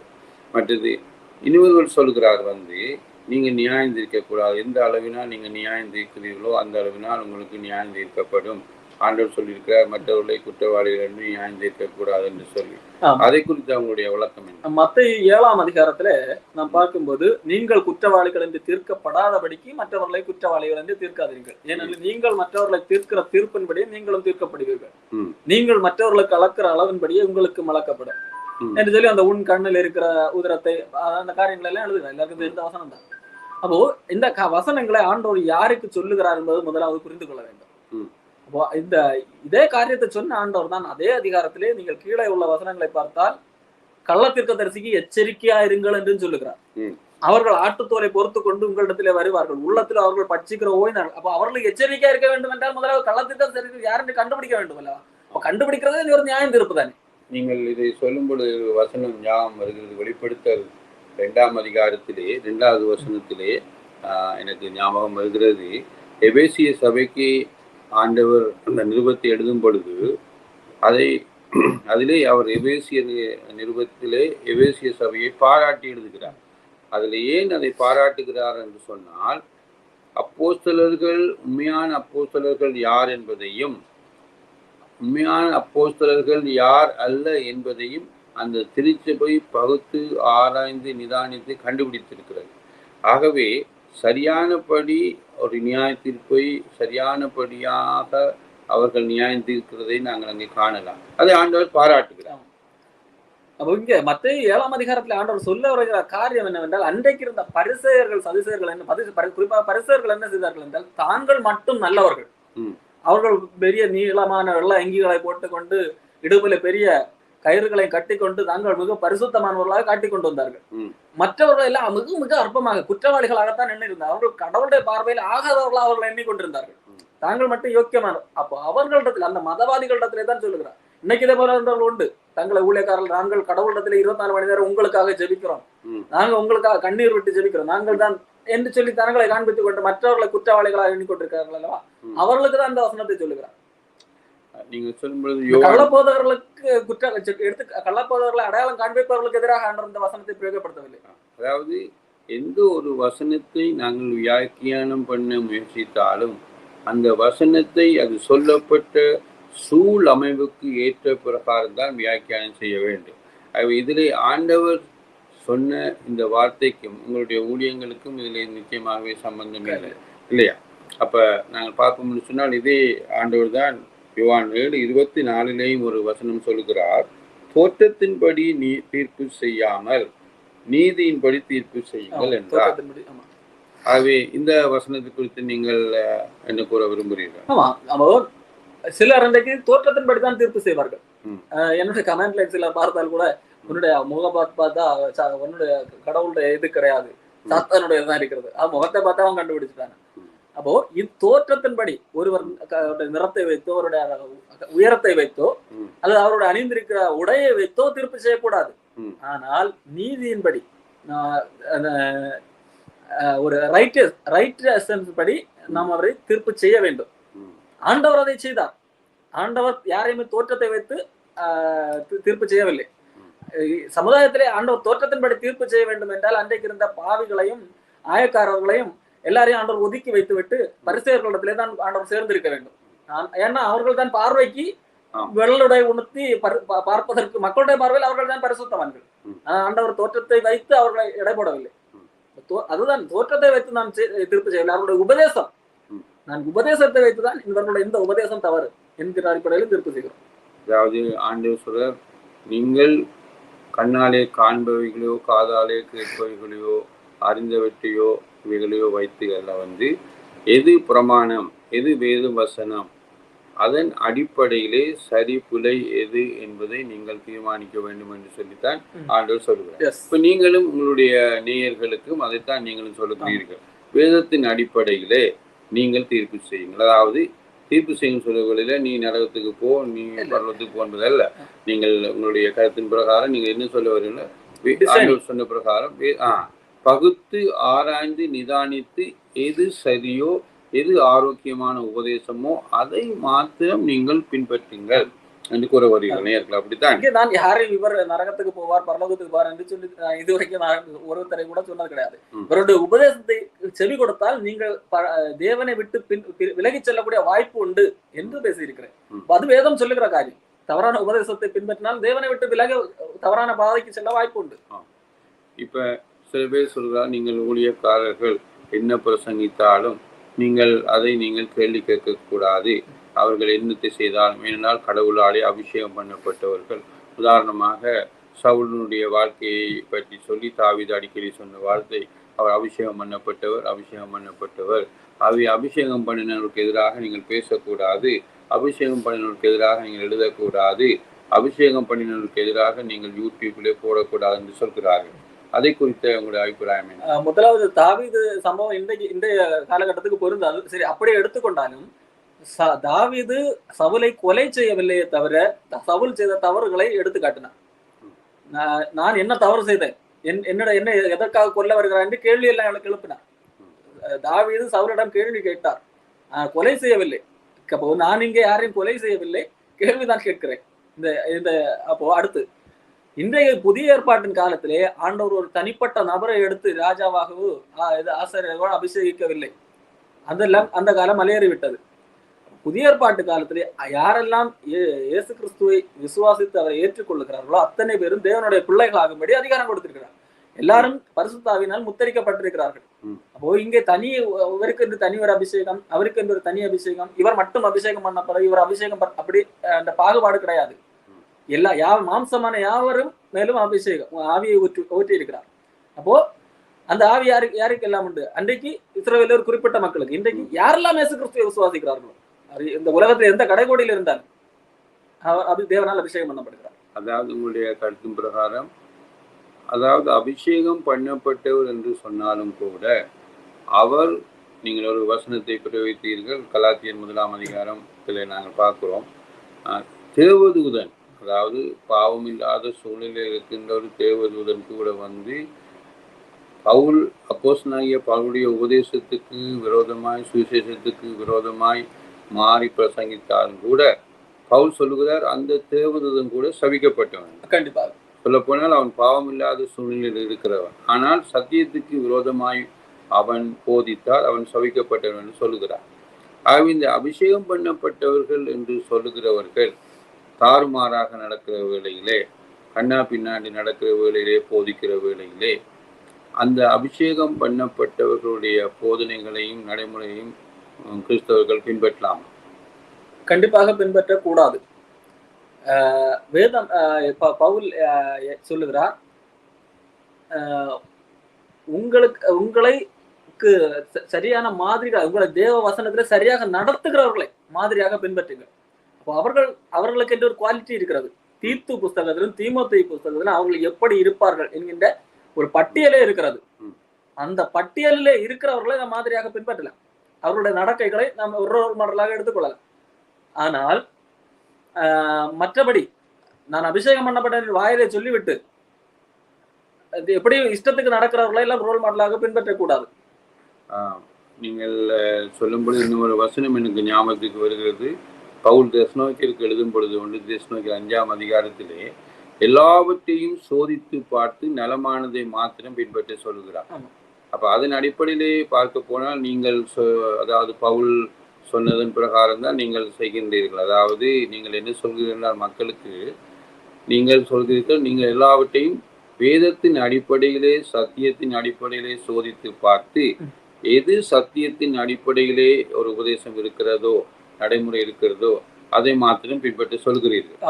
அப்படியானா நீங்கள் வேதத்திலே பவுல் சொன்னதைத்தான் நீங்களும் சொல்லுகிறீர்கள். அதாவது தேவ வசனத்தை உங்களுக்கு போதித்து உங்களை நடத்தினவர்களை நீங்கள் நினைத்து அவர்களுடைய நடக்கையின் முடிவை சிந்தித்து, அவர்களுடைய நடக்கையின் முடிவை சிந்தித்து பார்க்க வேண்டும். சிந்தித்து அவர்களுடைய விசுவாசத்தை பின்பற்றுங்க. அவர்களுடைய நடக்கை முடிவு எல்லாம் பார்த்துதான், ஆராய்ந்தவாறு பின்பற்ற வேண்டும். கண்மூடித்தனமாக யாரையும் பின்பற்றக்கூடாது. அதாவது சொல்ல போனால் நீங்கள் என்னத்தை நேர்களுக்கு சொல்ல வருகிறீர்கள் கூட சொல்லுகிறேன். எபிரேயர் 13:7 இருக்கிறது. நீங்கள் நேர்கள் அதை குறித்து கொள்ளலாம். அதாவது நீங்கள் சொல்ல வரீங்க என்று சொன்னால், அதாவது இன்னொரு தமிழ்ல ஒரு இப்படியான கூட்டு இருக்கு, பொருள் யார் யார் வாய்க்கால் கேட்பினும் என்று சொல்லி, அதாவது யார் என்ன சொன்னாலும் அது சத்தியத்தின்படி இருக்கிறதா என்று ஆராய்ந்து பார்த்து நீங்கள் பின்பற்ற சொல்கிறீர்கள் நேர்களை. அப்படித்தான். அப்படியானால் உங்களுடைய யூடியூப்ல நீங்கள் போதிக்கின்றதை கூட அவர்களை ஆராய்ந்து பார்க்க சொல்லுகிறீர்கள். கண்டிப்பா. நான் தவறு செய்தாலும் கண்டிப்பாக நீங்கள் பின்பற்றக்கூடாது. ஆகவே உங்களுடைய போதனைகளையும் உங்களுடைய யூடியூப்ல நீங்கள் கொடுக்கிற பிரசங்கங்கள் இல்லாவிட்டால் போதனை, நான் அடிக்கடி என்னுடைய கடைசி யாரை என்று தவறான உபதேசத்தை எடுத்து காண்பித்து விட்டு கடைசியாக முடிக்கிற வேளையில நான் கூறுகிற காரியம் 2 பேதுரு 1 அதிகாரம் 19-20 வசனங்கள். அதிக உறுதியான தீர்க்க தரிசன வசனம் நம்மிடத்துல இருக்கிறது. அப்போ இதுதான் நம்முடைய கைகளில் வேத புஸ்தகம் இருக்கிறது. அப்போ பொழுது விடிந்து விடிவெள்ளி உங்கள் இருதயங்களிலே உதிக்கும் அளவும் இருளுள்ள ஸ்தலத்தில் பிரகாசிக்கிற விளக்கை போன்ற அவ்வசனத்தை கவனித்திருப்பது நலமா இருக்கு. இந்த வசனம் தான் என்னது, அதுதான் நம்முடைய இருதயத்தில் உள்ள இருளை அகற்றக்கூடியது. அதை கவனியுங்கள். அதுதான் என்னுடைய முடிவா இருக்கு. அதாவது ஆண்டவர் இயேசுக்கு சொன்னார், நானே உலகத்திற்கு வெளிச்சமாய் ஒளியாக இருக்கிறேன், என்னை பின்பற்றுகிறவர்களும் இருளிலே நடப்பதில்லை. அவருடைய வார்த்தையும் அவரை போலவே வெளிச்சமாக இருக்கிறது. ஆகவாதான் தேவன் நமக்கு கொடுத்திருக்கிறார். இந்த காலகட்டத்தில் எந்த காலகட்டத்திலேயும் நம்மை சரியான பாதையிலே, சத்தியத்தின் பாதையிலே நடத்துகிறது அவருடைய வார்த்தை, அவருடைய வசனம் என்று சொல்கிறீர்கள். நல்லது அப்போ சில வேதாகமத்திலே நாங்கள் பார்க்கின்ற வேளையிலே சில இடங்களிலே, அதாவது பெரிய பெரிய தலைவர்கள் தவறு செய்யும் பொழுது மற்ற தலைவர்கள் அதை கண்டித்திருக்கிறார்கள். அதை குறித்து கூட அபிப்பிராயம். உதாரணமாக அப்போஸ்தலனாகிய பேதுரு சில தவறுகளை செய்தார். அதாவது புறஜாதியாரோடு சேர்ந்து சாப்பிட்டார். பிற்பாடு மற்றவர்கள் வந்த வேளையிலே அவர் திடீரென்று எழும்பி போய்விட்டார். அவருடைய மாயமானாலே பர்னபாவுக்கு உண்டார். ஆகவே அப்போஸ்தலனாகிய பவுல் எல்லாருக்கும் முன்பாக பேதுருவை கண்டிக்கிறார். ஆகவே அதை குறித்து நீங்கள் என்ன சொல்ல விரும்புகிறீர்கள்? அதாவது பேதுரு வந்துட்டு ஒரு கள்ள ஊழியர் அல்ல, அவர் கள்ள போதகத்தை பேசுகிறவர் அல்ல. அவருக்கு எது சரியான உபதேசம் என்று தெரியும். அவர் அந்த சூழ்நிலையிலே ஒரு சில கூட்டத்தை பிரியப்படுத்துவதற்காக, யூதர்களை பிரியப்படுத்துவதற்காக ஒரு சில மனிதர் மக்களுடைய மனதை புண்படுத்தினார். புறஜாதிகள் என்று சொல்லப்படுகிற யூதர்களால் ஒதுக்கப்படுகிற மக்களை புண்படுத்தினார். அப்போ இது கிறிஸ்தவம் கிடையாது. கிறிஸ்தவம் என்பது ஒருமைப்பாட்டிலே வளர்றது, பிரிவினை கிடையாது. இந்த காரியத்தை ஒரு நல்ல ஊழியனாகிய பேதுரு செய்தால் கூட பவுலால் தாங்கி கொண்டிருக்க முடியாது. கண்டிப்பாக கண்டிக்க வேண்டும். கண்டிக்காவிட்டால் இது நாளோட பழக்கமாய்விடும். இது அடுத்த பேதுருவை பின்பற்றி வருகிறார், பேதுருவனுடைய அடுத்த வாரிசு இதைத்தான் பின்பற்றுவார். அப்போ அங்கே எந்த அந்த ஒரு பிள்ளை அங்கே வளர விட்டால் அது நாளோட அது பெரிதாகிவிடும். ஆகவே பவுல் அதை கண்டிக்கிறார். அது ஒரு நல்ல ஊழியனா, தனக்கு சீனியராக இருந்தால் கூட, பவுலுக்கு சீனியர், பவுலை விட எக்ஸ்பீரியன்ஸ் தேவனோடு உள்ள ஊழியத்திலே பைபிள் காலேஜ் 3 வருஷம் படித்திருக்கிறார். அப்போ அந்த எக்ஸ்பீரியன்ஸ் அடிப்படையிலும் பவுலை விட சீனியர் தான் பேதுரு. தன்னுடைய காட்டிலும் சீனியராக இருந்தாலும் எல்லாரும் பப்ளிக்கே பொதுவாக எல்லாருக்கும் முன்பாக முகமுகமாக எதிர்த்தேன் என்று சொல்லி பவுல் சொல்லியிருக்கிறார். இப்போ எதிர்க்க வேண்டும், இல்லாவிட்டால் அது அநேகரை இடர வைத்திருக்கும். அந்த இடத்தில் இருந்த புறஜாதிகளோட மனம் எவ்வளவு புண்பட்டிருக்கும். ஆகவே அதை கருத்தில் கொண்டு அது கிறிஸ்தவத்துக்கு எதிரானது என்பதை அறிந்து பவுல் அதை காரியத்தை செய்தார். அந்த கருத்தை நீங்கள் சொல்லுற வழியில் எனக்கு ஒரு பிரபலமான ஊழியக்காரர் சொன்ன ஞாபகம் வருகிறது. அப்போஸ்தலனாகிய பவுல் பேதுருவை அப்படி கண்டித்த வேளையிலேயும் பேதுரு அவர்களை கோவப்படவும் இல்லை, எரிச்சல் படவும் இல்லை. மாறாக பேதுருடைய 2வது நிருபத்திலே அவர் பவுலை பாராட்டி எழுதியிருக்கிறார். நம்முடைய சகோதரனாகிய பவுல் மிக அரிதான காரியங்கள் எழுதியிருக்கிறார்.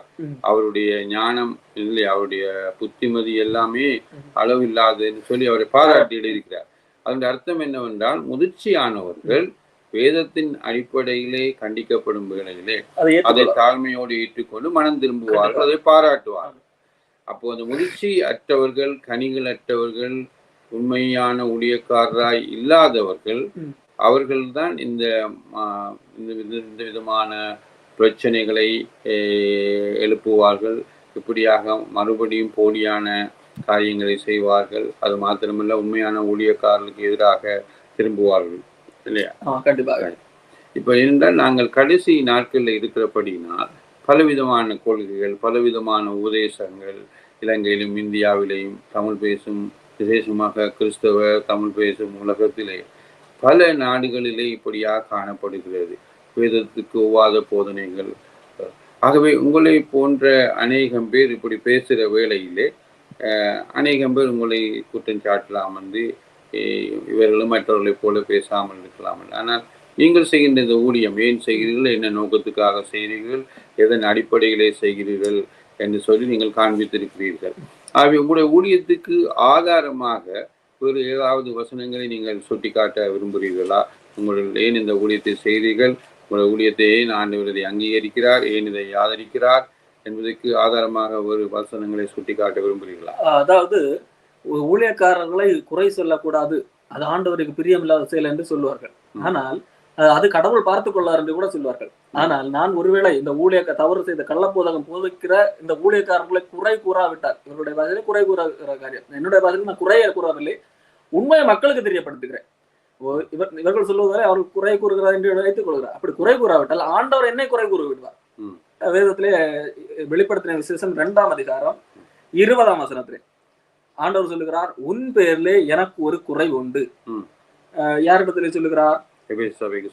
தியத்தீரா சபைக்கு சொல்லுகிறார், உன் பேர்ல எனக்கு குறை உண்டு. நீ எல்லா காரியத்திலையும் சரியாக இருக்கிறார், ஆனா ஒரு காரியத்துல உன் பேர்ல எனக்கு குறை உண்டு. என்ன காரியம் என்றால், தன்னை தீர்க்கதரிசி என்று சொல்லுகிற கள்ள தீர்க்கதரிசி இயேசுபேல் சொல்லி மக்களை குழப்பிக் கொண்டிருக்கிறார். மக்கள் தவறான வழிகளில் நடக்க அவள் காரணமாக இருக்கிறார். அப்போ நீ அவள் மக்கள் வஞ்சிப்பதற்கு இடம் கொடுக்கிறாய். அதனால உன் பேர்ல எனக்கு குறை இருக்கு. என்ன, எப்படி இடம் கொடுக்கிறாய்? அவள் இப்படி மக்களை வஞ்சித்துட்டு இருக்கா, நீ பார்த்துட்டு சும்மா இருக்கிற. அதாவது அவள் வஞ்சிக்கிறான்னு சொல்லி மக்களுக்கு விழிப்புணர்வு ஏற்படுத்தாம இருக்கிற. அதனால உன் பேர்ல ஒரு குறைவு என்று சொல்லி ஆண்டவர் சொல்லுகிறார். அப்போ கள்ளத்தீர்க்கதரிசிகளை பார்த்து கொண்டு நான் சும்மா இருந்தா, மக்களுக்கு எச்சரிப்பு கொடுக்காமல் இருந்தா, ஆண்டவர் என்ன பார்த்து குறை சொல்லிவிடுவார். ஆகவே ஒவ்வொரு கிறிஸ்தவனுக்கும் ஒரு கடமை உண்டு என்று நீங்கள் சொல்வீங்களா? கண்டிப்பாக. இயேசு கிறிஸ்துவை ஏற்றுக்கொண்டு அவருடைய பிள்ளைகள் ஆனவர்கள், இயேசு கிறிஸ்து மேய்ப்பர் என்றால் நாம் அவருடைய மந்தைகள். அந்த மந்தைக்குள்ளாக வேற ஏதாவது ஓநாய் வந்திருந்தால், நான் ஓநாயை கண்டுபிடிச்சிட்டேன், நான் இந்த ஓநாய் கிட்ட ஜாக்கிரதையா இருப்பேன்.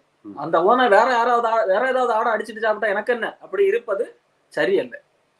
அதாவது ஆதியாகமம் 4ஆம் அதிகாரத்திலே சொல்லப்பட்ட பிரகாரம், நாங்கள் வாசிக்கிற பிரகாரம், அங்கே காயின் ஆபேலை கொலை செய்து விட்டு ஆண்டவர் கேட்கும், நான் என் சகோதரனுக்கு காவலாளியோ என்று கேட்கின்றார். அதாவது நீங்கள் பார்த்தீர்களானால் டாக்டர் புஷ்பராஜ் அவர்களுடைய பத்திரிகைக்கு அவர் வைத்த பேர் ஜாமக்கார். அவரிடத்திலே கேட்டவர்களிலே உங்களை போன்று அவரிடத்திலேயும் சில கேள்விகள் எழுப்பினார்கள். ஏன் ஐயா நீங்கள் இப்படி செய்கிறீங்க, ஏன் இந்த ஊழியத்துக்கு வர்றீங்க, இது உங்களுக்கு தேவையில்லாத வேலை தானே, வீட்டில் சும்மா இருக்கலாம் தானே, மற்றவங்களை மாதிரி நீங்களும் பேசாமல் இருக்கலாமே, நீங்கள் என்ன உலகத்தை திருத்தவா போறீங்க அப்படின்னு சொல்ல வேளையிலே அவர் எசேக்கியேல் இருந்து இந்த புத்தகத்திலிருந்து எடுத்து காண்பித்தார். ஆண்டவர் என்னை ஜாமக்காரனாக வைத்தார். ஜாமக்காரனுடைய வேலை வரப்போகும் ஆபத்தை குறித்து, வரப்போகும் தாக்குதல்களை குறித்து மக்களை எச்சரிப்பதாக இருக்கிறது.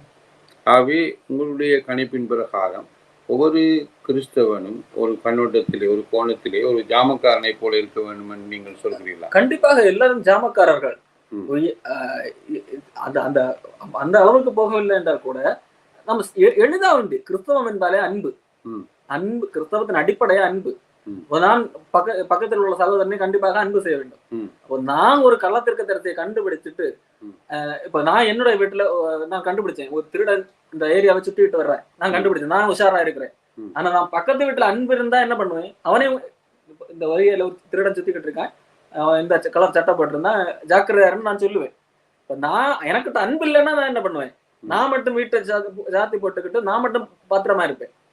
அன்புள்ளவன் எவனும் பக்கத்து உறவினர்களோ நெருங்கினவர்களோ உறவு இல்லைன்னாலும் சரி, எல்லாரையும் எச்சரிக்கை பண்ணி கொண்டுதான் இருப்பான், உஷார் பண்ணி கொண்டிருப்பார். அது அன்பின் வெளிப்பாடு.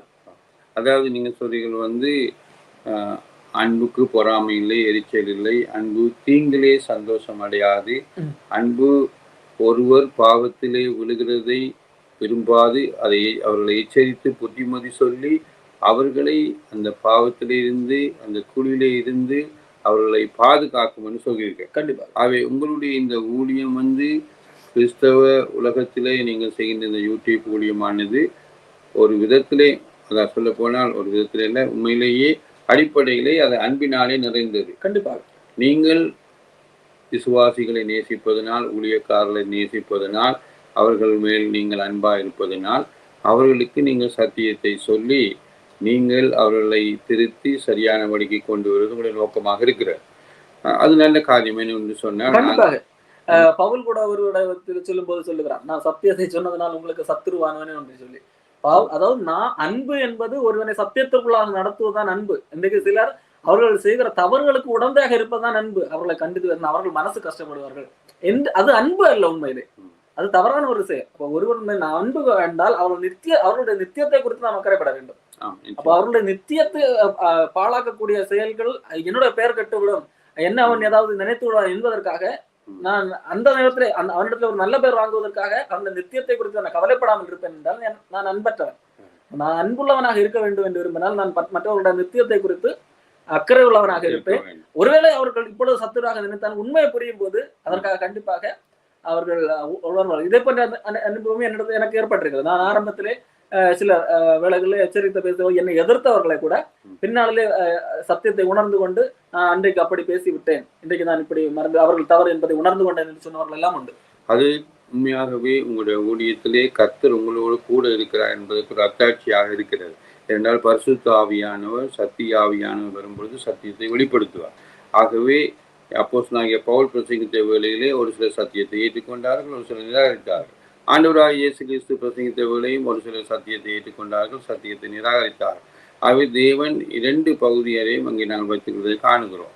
ஆகவே இந்த இடத்துல இன்னும் ஒரு வசனம் எனக்கு ஞாபகம், சங்கீதம் 50:18 நீ திருடனை காணும் பொழுது அவனோடு ஒருமித்து போகிறாய், விபாச்சாரரோடும் உனக்கு பங்குண்டு.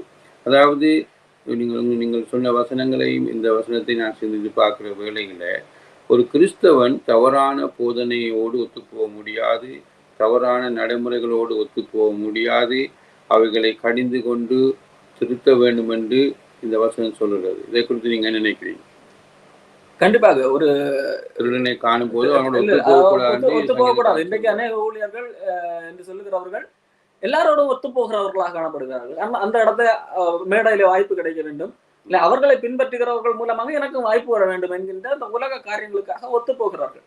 அவர்களுக்கு சில பணம், பொருள், பதவி, புகழ் இவைகளின் நிமித்தம் மற்றவர்கள் என்ன பிரசங்கித்தாலும் பரவாயில்லை, என்னத்தை பின்பற்றினாலும் பரவாயில்லை, நமக்கு புகழ், பணம், பொருள் வந்து விட்டால் போதும் என்று சொல்லி அவர்களோடு ஒத்து போகக்கூடியவர்கள் இன்றைக்கு இருக்கிறதுனாலே கிறிஸ்தவத்துக்கு இன்னும் அதிகமான பாதிப்பு உண்டு என்று நீங்க நினைக்கிறீர்கள்? கண்டிப்பாக. வேதம் நீதிமொழிகள்ல கூட 24ஆம் அதிகாரம் 24ஆம் வசனம், துன்மார்க்கனை பார்த்து நீதிமானா இருக்கிறாய் என்று சொல்லுகிறவனை ஜனங்கள் சபிப்பார்கள், பிரஜைகள் அவனை வெறுப்பார்கள். அதாவது வேற விதத்துல சொல்ல என்ன மாதிரி சொல்ல போனா, கள்ள ஊழியனை பார்த்து நீ நல்ல ஊழியன் என்று சொல்லி மேடையில பாராட்டும் போது அது ஒரு தவறான ஒரு விஷயம். அப்போ கள்ள ஊழியனே கள்ள ஊழியன் என்று சொல்ல வேண்டும். ஏசாயாவில் கூட நீங்கள் சொல்லும்போது எனக்கு ஒரு வசனம் ஞாபகம் இருக்கிறது. தீமையை நன்மை என்றும் நன்மையை தீமை என்றும் ஒளியை இருள் என்றும் இருளை ஒளி என்றும் சொல்றவனுக்கு ஐயோ என்று ஆண்டவர் சொல்லுகிறார். அதாவது உங்களுடைய கருத்தின் பிரகாரம் போலியானவைகளை போலியானவைகள் என்று சொல்ல வேண்டும், உண்மை உள்ளவைகளை உண்மை உள்ளவைகள் என்று சொல்ல வேண்டும், சத்தியத்தை சத்தியமா என்று சொல்ல வேண்டும், சத்தியத்துக்கு புறம்பான காரியங்களை இவை சத்தியத்துக்கு புறம்பானவைகள் என்று வசனத்தின் அடிப்படையிலே சொல்ல வேண்டும் என்று நீங்கள் விரும்புகிறீர்கள் இல்லையா? ஆமா, கண்டிப்பாக. ஆகவே இறுதியாக நாங்கள் இந்த கிறிஸ்தவ உலகத்திலே இருக்கின்ற இந்த நிகழ்ச்சியை பல பேர் நேரடியாக கேட்டுக்கொண்டிருப்பார்கள், பிற்பாடும் கூட அவர்கள் கேட்கலாம். கிறிஸ்தவ உலகத்திலே இருக்கின்ற விசேஷமாய் தமிழ் மக்களுக்கு பல இடங்களிலே தமிழ் மக்கள் இருக்கிறார்கள். ஐரோப்பாவிலே, வடக்கு அமெரிக்காவிலே, இந்தியாவிலே, இலங்கையிலே, மலேசியா, சிங்கப்பூர், பல இடங்களிலே தமிழ் சகோதரர்கள் இருக்கிறார்கள், சகோதரிகள் இருக்கிறார்கள். இவர்களுக்கு நீங்கள் கிறிஸ்துவுடைய நாமத்தினாலே கூற வேண்டிய சொல்ல வேண்டிய அறிவுரை என்ன? எதை சொல்ல நீங்க விரும்புகிறீர்கள்? அதாவது கடைசி காலம் என்று சொல்லி வேதம் சொல்லும் போது இயேசு கிறிஸ்து வந்ததில் இருந்துள்ள காலம் கடைசி காலம். இந்த கடைசி காலத்திலே தான் சத்தியம் வெளிப்படுது. இயேசு பூர்வ காலத்திலே பங்காக வெளிப்படுது, இயேசு கிறிஸ்து மூலமாக நமக்கு வெளிப்படுத்தியிருக்காரு எபிரேயர் 1:1. அப்போ இந்த கடைசி காலத்திலே சத்தியம் வெளிப்பட்ட போது கூடவே அதற்கு எதிராக அதன் பின்பதாக படிப்படியாக கள்ள போதனைகளும் வந்து கொண்டேதான் இருக்கும். இது வேதம் கூறுகின்ற காரியம். முடிவு நெருங்க நெருங்க கள்ளப்போதகத்தினுடைய எண்ணிக்கை அதிகமாகுமே தவிர குறையாது. வேதம் சொல்லும் போது கள்ளத்திற்கு தெரிஞ்சு அவர்களை அநேகர் பின்பற்றுவார்கள், அவர்களுடைய கெட்ட நடக்கைகளை அநேகர் பின்பற்றுவார்கள். ஆகவே ஒன்று, இவர்களை அநேகர் பின்பற்றுகிறார்கள், அவர்களுடைய எண்ணிக்கை அதிகமாக இருக்கிறது, அவர்களை பின்பற்றுகிறவர்களுடைய எண்ணிக்கை அதிகமாக இருக்கிறது என்கிறதுனால் அவர் நல்லவர் அல்ல, ஆகிவிட மாட்டார். ஆகவே அது எண்ணிக்கை அடிப்படையாக வைத்து அவர்களுடைய பின்பாக செல்லக்கூடாது. இரண்டாவது, அதாவது நீங்கள் கிறிஸ்து இயேசு சொன்ன கேட்டுக்கு போற வாசல் வழி விசாலமும் அகலவுமா இருக்கிறது, கண்டிப்பாக அதில் பிரவேசிக்கிறவர்கள் அநேகர். ஆனால் சத்தியத்துக்கு போற வாசல் இடுக்கமும் ஒடுக்கவுமாக இருக்கிறது, அதில் பிரவேசிக்கிறவர்கள் சிலர். ஆகவே மெஜாரிட்டியை நாங்கள் பெரும்பான்மையை பார்த்து நாங்கள் போவோமானால் நாங்கள் பாவத்துக்குள் விழுந்து விடலாம், பிழையான திசைக்குள் சென்று விடலாம். அவை உங்களுடைய ஆலோசனையின் பிரகாரம், ஆண்டவருடைய வார்த்தையின் பிரகாரம் நீங்க பார்த்தோம் என்று சொன்னால் அதன் அடிப்படையில் உங்களுடைய ஆலோசனை இருக்கிறது. மெஜாரிட்டியை, அதாவது பெரும்பான்மையை பார்க்க வேண்டாம். சத்தியத்தை, அது சத்தியத்தில் இருக்கிறதா, அப்போஸ்தலர் இதை போதித்தார்களா, இயேசு கிறிஸ்து இதை போதித்தாரா, வேதம் இதை போதிக்கிறதா என்று ஆராய்ந்து பார்த்து பின்பற்ற வேண்டும் என்று சொல்கிறேன். இரண்டாவது, பெரும்பான்மையை பார்க்க கூடாது. இரண்டாவது, தனி மனித அனுபவம். எனக்கு இந்த இடத்துல போனா ஒரு நல்ல ஃபீலிங் இருக்கிறது, எனக்கு ஒரு நல்ல என்டர்டைன்மெண்ட் மாதிரி இருக்கிறது, அதோட போய் வருகிற அந்த ஒரு 3 மணி நேரம் அல்லது 2 மணி நேரம் எனக்கு நல்ல ஒரு ஃபீலிங், ஒரு நல்ல குட் ஃபீலிங் கிடைக்கிறது, நல்லா ஃபீல் பண்றேன், இதன் அடிப்படையிலே ஒருவரை நல்லவர், இவர் நல்ல ஊழியக்காரர் என்கின்ற ஒரு தீர்மானம் எடுத்து விடக்கூடாது. நம்முடைய அனுபவம் அல்ல, சத்தியம், வேத உண்மை. அந்த சத்தியம் அதன் அடிப்படையிலே தான் அவர் பேசுகிறாரா, அதன் அடிப்படையிலே நடத்துகிறாரா என்பதைத்தான் பார்க்க வேண்டும். காரணம், இந்த நீங்கள் எப்படி ஒரு 3 மணி நேரம் ஒரு ஃபீலிங் கிடைக்கிறது என்று சொல்லுகிறீங்களா, இதே ஃபீலிங் ஒரு இந்து டெம்பிள்ல போய் செல்லுகிறவரைக்கும் கிடைக்கும். அங்கே போகும்போது அதனோட அந்த அங்கு காணப்படுகிற அந்த குங்கும வாசனை, ஊதுபத்தி வாசனை எதெல்லாம் பார்க்கும்போது அவனுக்கும் ஒரு நல்ல ஒரு ஃபீலிங் கிடைக்கும். அப்போ இதன் ஒரு அனுபவம், இந்த அனுபவத்தின் அடிப்படையிலே சர்ச்சுக்கு என்ற ஒரு அனுபவம், ஒரு ஃபீலிங் இருக்கும், மசூதிக்கு ஒரு ஃபீலிங் இருக்கும், டெம்பிளுக்கு ஒரு ஃபீலிங் இருக்கும். இந்த ஃபீலிங் அடிப்படையாக வைத்து இந்த இடத்துக்கு சென்றால் சரி என்று எண்ணக்கூடாது. உபதேசம் சத்தியத்தின் அடிப்படையில் ஒரு கேள்வி மக்கள் கேட்பார்கள், நமக்கு நல்ல ஃபீலிங்ஸ் கூட இருக்கக்கூடாதா? அந்த நல்ல ஃபீலிங்ஸ் சத்தியத்துக்கு முரணாக இராத வரைக்கும் ஓகே. பாரம்பரியம் தவறல்ல, அந்த பாரம்பரியத்தினால் தேவனுடைய வார்த்தையை அவமாக்கும் போது தவறாகி விடுகிறது. அதாவது உங்களுடைய கருத்தின் பிரகாரம் அனுபவங்கள் யாவுமே வசனத்துக்குள்ளாக சத்தியத்துக்குள்ளாக இருக்க வேண்டும். சத்தியத்துக்குள்ளான அனுபவங்கள் அதிலே தவறு இல்லை. சத்தியத்துக்கு புறம்பான அனுபவங்களை யாரும் பின்பற்ற தேவையில்லை, அவைகளை வாங்கிக்க தேவையும் இல்லை சொல்கிறேன். உதாரணமாக அந்த ஆண்டவரை துதித்து பாடுவது, ஆராதிப்பது, பாடி மகிமைப்படுத்துவது தவறல்ல. ஆனால் நான் நல்லாக பாடி இசைக்கருவிகளை வாசித்து விட்டு இன்றைக்கு நல்லாக ஆராதனை செய்து விட்டேன், கடவுள் நன்றாக பிரியப்படுவார் என்று அந்த நல்ல ஒரு பாடல் வழியாக ஒரு அனுபவம் கிடைத்தது அல்லவா, அதே அபிஷேகமாகவோ அதே ஆராதனையாக கூறுவது தவறாகிவிடும். ஆராதனை என்பது நம்முடைய வாழ்க்கை. நம்ம ரோமர் 12:1-2 வசனங்களை நாம் பார்க்கிறோம். அப்போ உங்கள் சரீரங்களை ஜீவபலியாக ஒப்புக் கொடுப்போம், அதுதான் ஆராதனை. நம்முடைய சரீரத்தை தேவனுக்கு அர்ப்பணிப்பது அது ஆராதனை. ஆனால் நான் நன்றாக பாடிவிட்டேன், அது ஒரு நல்ல அனுபவம், ஆகவே நன்றாக ஆராதிக்க வேண்டும் என்பது தவறு.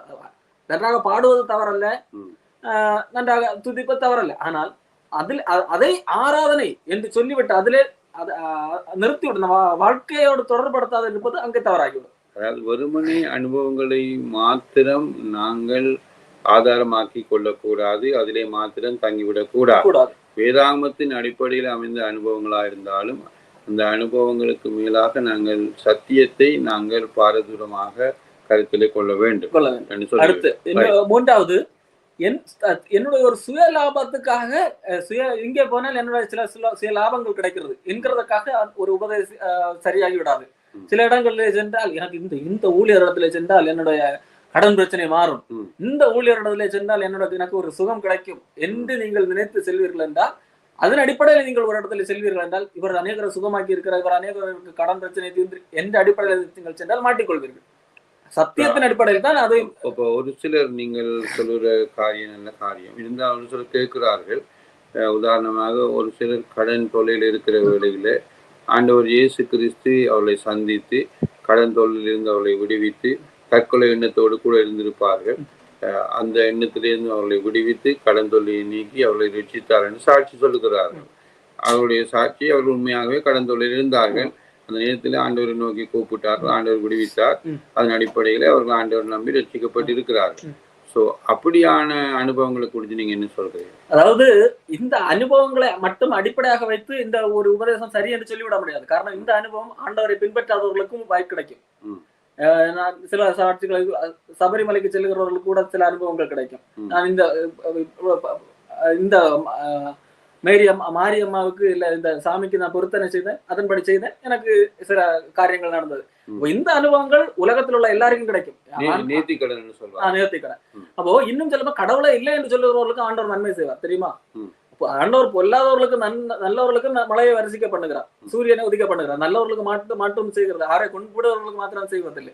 அப்போ ஆண்டவர் கஷ்டப்பட்டு கொண்டிருக்கும் போது நம்முடைய வேதனையை கண்டு ஆண்டவர் சில உதவி செய்வார். அதனுடைய கிரெடிட்டை யாருக்கு கொடுத்து விடக்கூடாது. நான் இந்த ஊழியர்களை சந்தித்தேன், அவருக்கு கொடுத்து விடக்கூடாது. அது நிமித்தம் எனக்கு ஏதோ ஒரு பிரச்சனை மாறிவிட்டது, ஒரு நல்ல சுகம் கிடைத்தது என்றவனுக்காக நான் போகிற இடத்துல பேசுகிறவர் எல்லாம் சரியும் ஆகிவிடாது. அவர் சத்தியத்தை பேசுகிறார். அவர் உங்களை பணாசை தூண்டும் விதத்திலே பேசுகிறார் என்றால் அது தவறுதான். அதாவது உங்களுடைய கருத்தின் பிரகாரம் பார்த்தால் ஆண்டவர் கடன் தொல்லையை மனிதனை தீர்க்க முடியும், வியாதியை சுமாக்க முடியும், எல்லாம் ஆண்டவர் செய்யலாம். ஆனால் அதற்காக அதை மையமாக வைத்து அதற்காகத்தான் நாங்கள் ஆண்டவரை தேட வேண்டும் என்று இருக்கக்கூடாது. அப்படிதான். நிஜமாகவே நம்முடைய ஆண்டவர் உயிரோடு இருக்கிறார், அவர் குணமாக்க முடியும், கடன் பிரச்சனை கஷ்டங்களை தீர்க்க முடியும், எங்களுடைய பிரச்சனைகளை எங்களை விடுவிக்க முடியும், அது உண்மை. ம். ஆனா உங்களுடைய கருத்து பிரகாரம் அதை விட மேலாக அவர் எங்க தீர்த்தாலும் தீர்க்காவிட்டால் என்ன, அவர் ஆண்டவர், அவர் இரட்சகர், நமக்குடைய பாவங்களுக்காக இரத்தம் சிந்தினவர், நான் பாவி, நான் மனம் திரும்ப வேண்டும், அவரை இரட்சகராக ஏற்றுக்கொள்ள வேண்டும், அப்பொழுதுதான் எனக்கு பாவ மன்னிப்பு ரட்சிப்பு உண்டு என்று சொல்லி அதை விட மேலான இந்த சத்தியத்தை அறிந்து அவரை ஆராதிக்க வேண்டும் என்று சொல்கிறீர்கள். கண்டிப்பாக தானியேலுடைய நண்பர்கள் சொன்னார்கள், விடுவித்தாலும் விடுவிக்காமல் போனாலும் நாங்கள் என்னது எங்கள் தேவனை ஆராதிப்போம், அவரை ஆராதிக்காமல் இருப்பதில்லை. அந்த அதை இன்றைக்கு அநேக ஊழியக்காரர்கள் செய்வதில்லை. நீங்க இயேசு கிறிஸ்துவோட அவருடைய எல்லா பிரச்சனையும் மாறும், உனக்கு பாடே வராது, உனக்கு நோயே வராது என்று சொல்லுங்க. இது பொய் வாக்குறுதி. ஃபர்ஸ்ட் கடவுளின் பெயர்ல இப்படி பொய் சொல்லக்கூடாது. இவர்கள் நம்பி வரும்போது ஒருவேளை முதல்ல நோய் தீரலாம், ஆனால் அடுத்தடுத்து எப்பொழுதுமே கடவுள் எனக்கு இப்போ இது செய்துதான் ஆக வேண்டும் என்றுதான் எதிர்பார்ப்பார்கள். அது நடக்காத போது அதுக்கு அவர்கள் கடவுளுக்கு எதிராக முறுமுறுக்கிறவர்களாக மாறி போன அநேக குடும்பங்களும் உண்டு. அதாவது போலியான வாக்குறுதிகளை அள்ளி வழங்கக்கூடாது. தேவன் குணமாக்கலாம், குணமாக்காமல் போகலாம். ஆனாலும் அவர் ஆண்டவர், அவர் இரட்சகர், அவர் கர்த்தர், அவர் பாவங்களை மன்னிக்கிறவர். அவரிடத்தில் வரும்பொழுது பாவ மன்னிப்பு உண்டு. அவரை விசுவாசித்தால் நித்திய ஜீவன், விசுவாசிக்காவிட்டால் நித்திய நரகம். இதை அறிந்து உணர்ந்து விசுவாசித்து வர வேண்டும் என்று சொல்கிறேன். கண்டிப்பாக புதிய ஏற்பாட்டின் நோக்கம் அதுதான். அற்புதம் செய்வதற்காக இயேசு கிறிஸ்து வர வேண்டிய தேவையில்லை, நோய் குணமாக்குவதற்காக இயேசு கிறிஸ்து வர வேண்டிய தேவையில்லை. அதற்கு முன்பாகவே தீர்க்கதரிசிகள் கூட சில நோய்களை குணமாக்கி இருக்கிறார், மரித்தவர்களை கூட எழுப்பி இருக்கிறார்கள். அதுக்கு இயேசு கிறிஸ்து இந்த பூமிக்கு வர வேண்டிய தேவையே கிடையாது. நீங்கள் சொன்ன பிரகாரம் ஒரு வசனம் எனக்கு ஞாபகம் 1 தீமோத்தேயு 1:15 பாவிகளை ரட்சிக்கவே இயேசு கிறிஸ்து இந்த பூமிக்கு வந்தார் என்று சொல்லப்படுகிறது. இயேசு கிறிஸ்து சொல்லும் போது கூட இழந்து போனதை தேடவும் ரட்சிக்கவுமே மனுஷகுமாரன் வந்தார். மனிதன் எதை இழந்தானோ அதை மீட்டுக் கொடுப்பதற்காக தான் வந்தார். மனிதன் நித்திய ஜீவனை இழந்திருந்தார். ஆகவே கண்டிப்பாக இயேசு கிறிஸ்து ரட்சிப்பை தருவார். அத்துடன் அவருக்கு சித்தமானால் நோய்களை குணமாக்கலாம் அல்லது குணமாக்காமல் விடலாம், பிரச்சனைகள் தீரலாம் அல்லது தீராமல் விடலாம். ஆனால் அவரிடத்தில் வரும் பொழுது பாவ மன்னிப்பும் ரட்சிப்பும் நித்திய ஜீவனும் உண்டு. இப்படி சொல்வதுதான் சரியான ஒரு கூற்று என்று நீங்கள் நம்புறீங்க? கண்டிப்பாக இயேசு கிறிஸ்து இதைத்தான் பேசினார், அப்போஸ்தலர்கள் இதைத்தான் பேசினார். எந்த இடத்துலயுமே அவர்கள் பொய் வாக்குறுதிகளை, உலக சார்ந்த எந்த வாக்குறுதியுமே ஆண்டவர் கொடுக்கவில்லை, அப்போஸ்தலரும் கொடுக்கவில்லை. இயேசு கிறிஸ்துவை பின்பற்றின பேதுரு கேட்கிறார், எல்லாவற்றையும் விட்டுட்டு உண்மை பின்பற்றினோம், எங்களுக்கு என்ன கிடைக்கும் என்று கேட்கிறார். அப்போ இயேசு கிறிஸ்து என்ன சொன்னார்? உனக்கு என்ன பின்பற்றினையா, உனக்கு ஒரு நல்ல பங்களா கிடைக்கும், நீ நல்ல சுகபோகமா இருப்ப, உனக்கு எந்த வியாதியுமே வராது, நீ உனக்கு மரணமே வராது என்றா சொன்னார்? இல்லை. உனக்கு வியாதி வராது என்று சொன்னாரா? இல்லை. அவர் சொன்னார், நீ எல்லாவற்றையும் விட்டு என் நிமித்தம் தகப்பனையாவது எல்லா பிள்ளைகளாவது விட்டவன் எவனும் இம்மையிலே துன்பங்களோடு கூட வாக்கு கொடுக்கிறார். உங்களுக்கு என்னது என்ன பின்பற்றியா, எல்லாத்தையும் விட்டுட்டு பின்பற்றியா, உனக்கு ஃபர்ஸ்ட் சொல்ற வார்த்தை துன்பங்களோடு கூட நூறத்தனையாக தாயாவது பிள்ளைகளாவது வீடுகளும் நிலங்களும் கிடைக்கும், மறுமையிலே நித்திய ஜீவன். இந்த வசனத்தை தவறாக புரிந்து கொள்ளக்கூடாது. இந்த இடத்துல 100 மடங்கு வீடுகள் கிடைக்கும், நிலங்கள் கிடைக்கும் என்று சொல்லியிருக்கிறார்கள். அப்படியா 100 மடங்கு தாய் கிடைக்கும் என்று கூட சொல்லியிருக்காங்க. ஒரு மனிதனுக்கு ஒரு தாய் தான் பாசிபிள், 100 தாய் பாசிபிலிட்டே கிடையாது. ஆண்டவர் அந்த இடத்துல எதை சொல்ல வருகிறார் என்றால், நிமித்தம் எல்லாவற்றையும் மனைவிகளையும் பற்றி சொல்லி, அப்போ இதெல்லாம் பாசிபிளா? 100 மனைவி ஆண்டவர் அப்படி சொல்லுகிறாரா? இல்ல. ஆண்டவர் என்ன சொல்லுகிறார்? என் நிமித்தம் எனக்காக எல்லாவற்றையும் விட்டாயா, உனக்கு துன்பம் கிடைக்கும். ஆனால் இயேசு கிறிஸ்துவின் பேரிலே ரட்சிக்கப்பட்ட அத்தனை பேரும் உறவுகளாக கிடைப்பார்கள், தாய்களாக, பிள்ளைகளாக எல்லாம் கிடைப்பார்கள். வீடுகள் கிடைக்கும். அன்றைக்கு எல்லா வீடுகள் வந்து வரா, சுவிசேஷம் அறிவிக்கிற இடங்களில் இயேசு கிறிஸ்துவை ஏற்றுக்கொண்டவர்கள் உன்னை வீடுகளில் சேர்த்துக் கொள்வார்கள். உங்களுடைய சுவிசேஷ கூட்டம் நிலங்களை தருவார்கள். எந்த அடிப்படையிலே சொல்லுகிறாரே தவிர, உங்களுக்கு நிலங்கள் வீடுகளை எல்லாம் உங்களுக்கு பேர்ல எழுதி தருவாங்க, நீங்க ஜெட் வாங்கலாம், பிளைட் வாங்கலாம் என்ற அர்த்தத்தில் ஆண்டவர் சொல்லவில்லை. ஆகவே தனிப்பட்ட அனுபவங்களை சத்தியமாக்க கூடாது. எல்லா அனுபவங்களும் வேதத்தின் அடிப்படையிலே பரிசோதித்து பார்க்கப்பட வேண்டும். எந்த அனுபவமாவது சத்தியத்துக்கு விரோதமாக இருக்குமானால் அந்த அனுபவங்கள் புறந்தள்ளி வைக்கப்பட வேண்டும், ஏற்றுக்கொள்ளப்படக்கூடாதுன்னு சொல்கிறீங்க. கண்டிப்பாக. சரி, நல்லது. அருமையான தேவனுடைய பிள்ளைகளே, இதை கேட்டுக்கொண்டிருப்பவர்களே, சகோதரன் பிரவீன் டினோ அவருடைய ஊழியத்தினுடைய தன்மைகள், ஊழியத்தினுடைய நோக்கம், ஊழியத்தின் தாற்பயம், ஊழியத்தை அவர் ஏன் எந்த வாஞ்சியோடு என்ன நல்ல எண்ணத்தோடு அவர் அதை செய்கிறார் என்பதை நாங்கள் கண்டுகொண்டோம். அவருடைய கூற்றின் பிரகாரம் வேத வசனங்களை ஆராய்ந்து பார்க்க வேண்டும். பெரியா பட்டினத்தார் வேத வசனங்கள் இப்படி இருக்கிறதா என்று தினந்தோறும் ஆராய்ந்து பார்த்தார்கள். யாருடைய வசனத்தை என்றால் அப்போஸ்தலனாகிய பவுலுடைய வசனத்தை ஆராய்ந்து பார்த்தார்கள். புதிய ஏற்பாடு ஒன்று யோவான் 4ஆம் அதிகாரத்திலே ஆவிகள், பல ஆவிகள் புறப்பட்டு வந்திருக்கிறது. அந்த கிறிஸ்துவின் ஆவிகள் இந்த உலகத்தில் இருக்கின்றன. எல்லா ஆவிகளையும் நம்ப வேண்டாம் என்று சொல்லி யோவான் சொல்லுகிறார். ஆவிகளை சோதித்து பகுத்து அறியுங்கள் என்று சொல்லுகிறார். இந்த ஆவி எந்த இடத்திலிருந்து வருகிறது, யாரிடத்திலிருந்து வருகிறது என்றெல்லாம் ஆராய்ந்து பார்க்க சொல்லுகிறார். அதாவது இந்த உபதேசங்கள், இந்த தன்மைகள், இந்த நடைமுறைகள் என்று சொல்லுகிறார். சகோதரன் பிரவீன் டினோ அவர்கள் அதைத்தான் தான் இந்த தன்னுடைய ஊழியத்திலே செய்வதாக நேயர்களுக்கு இப்பொழுது கட்டு தெளிவாக அறிவித்திருக்கிறார்.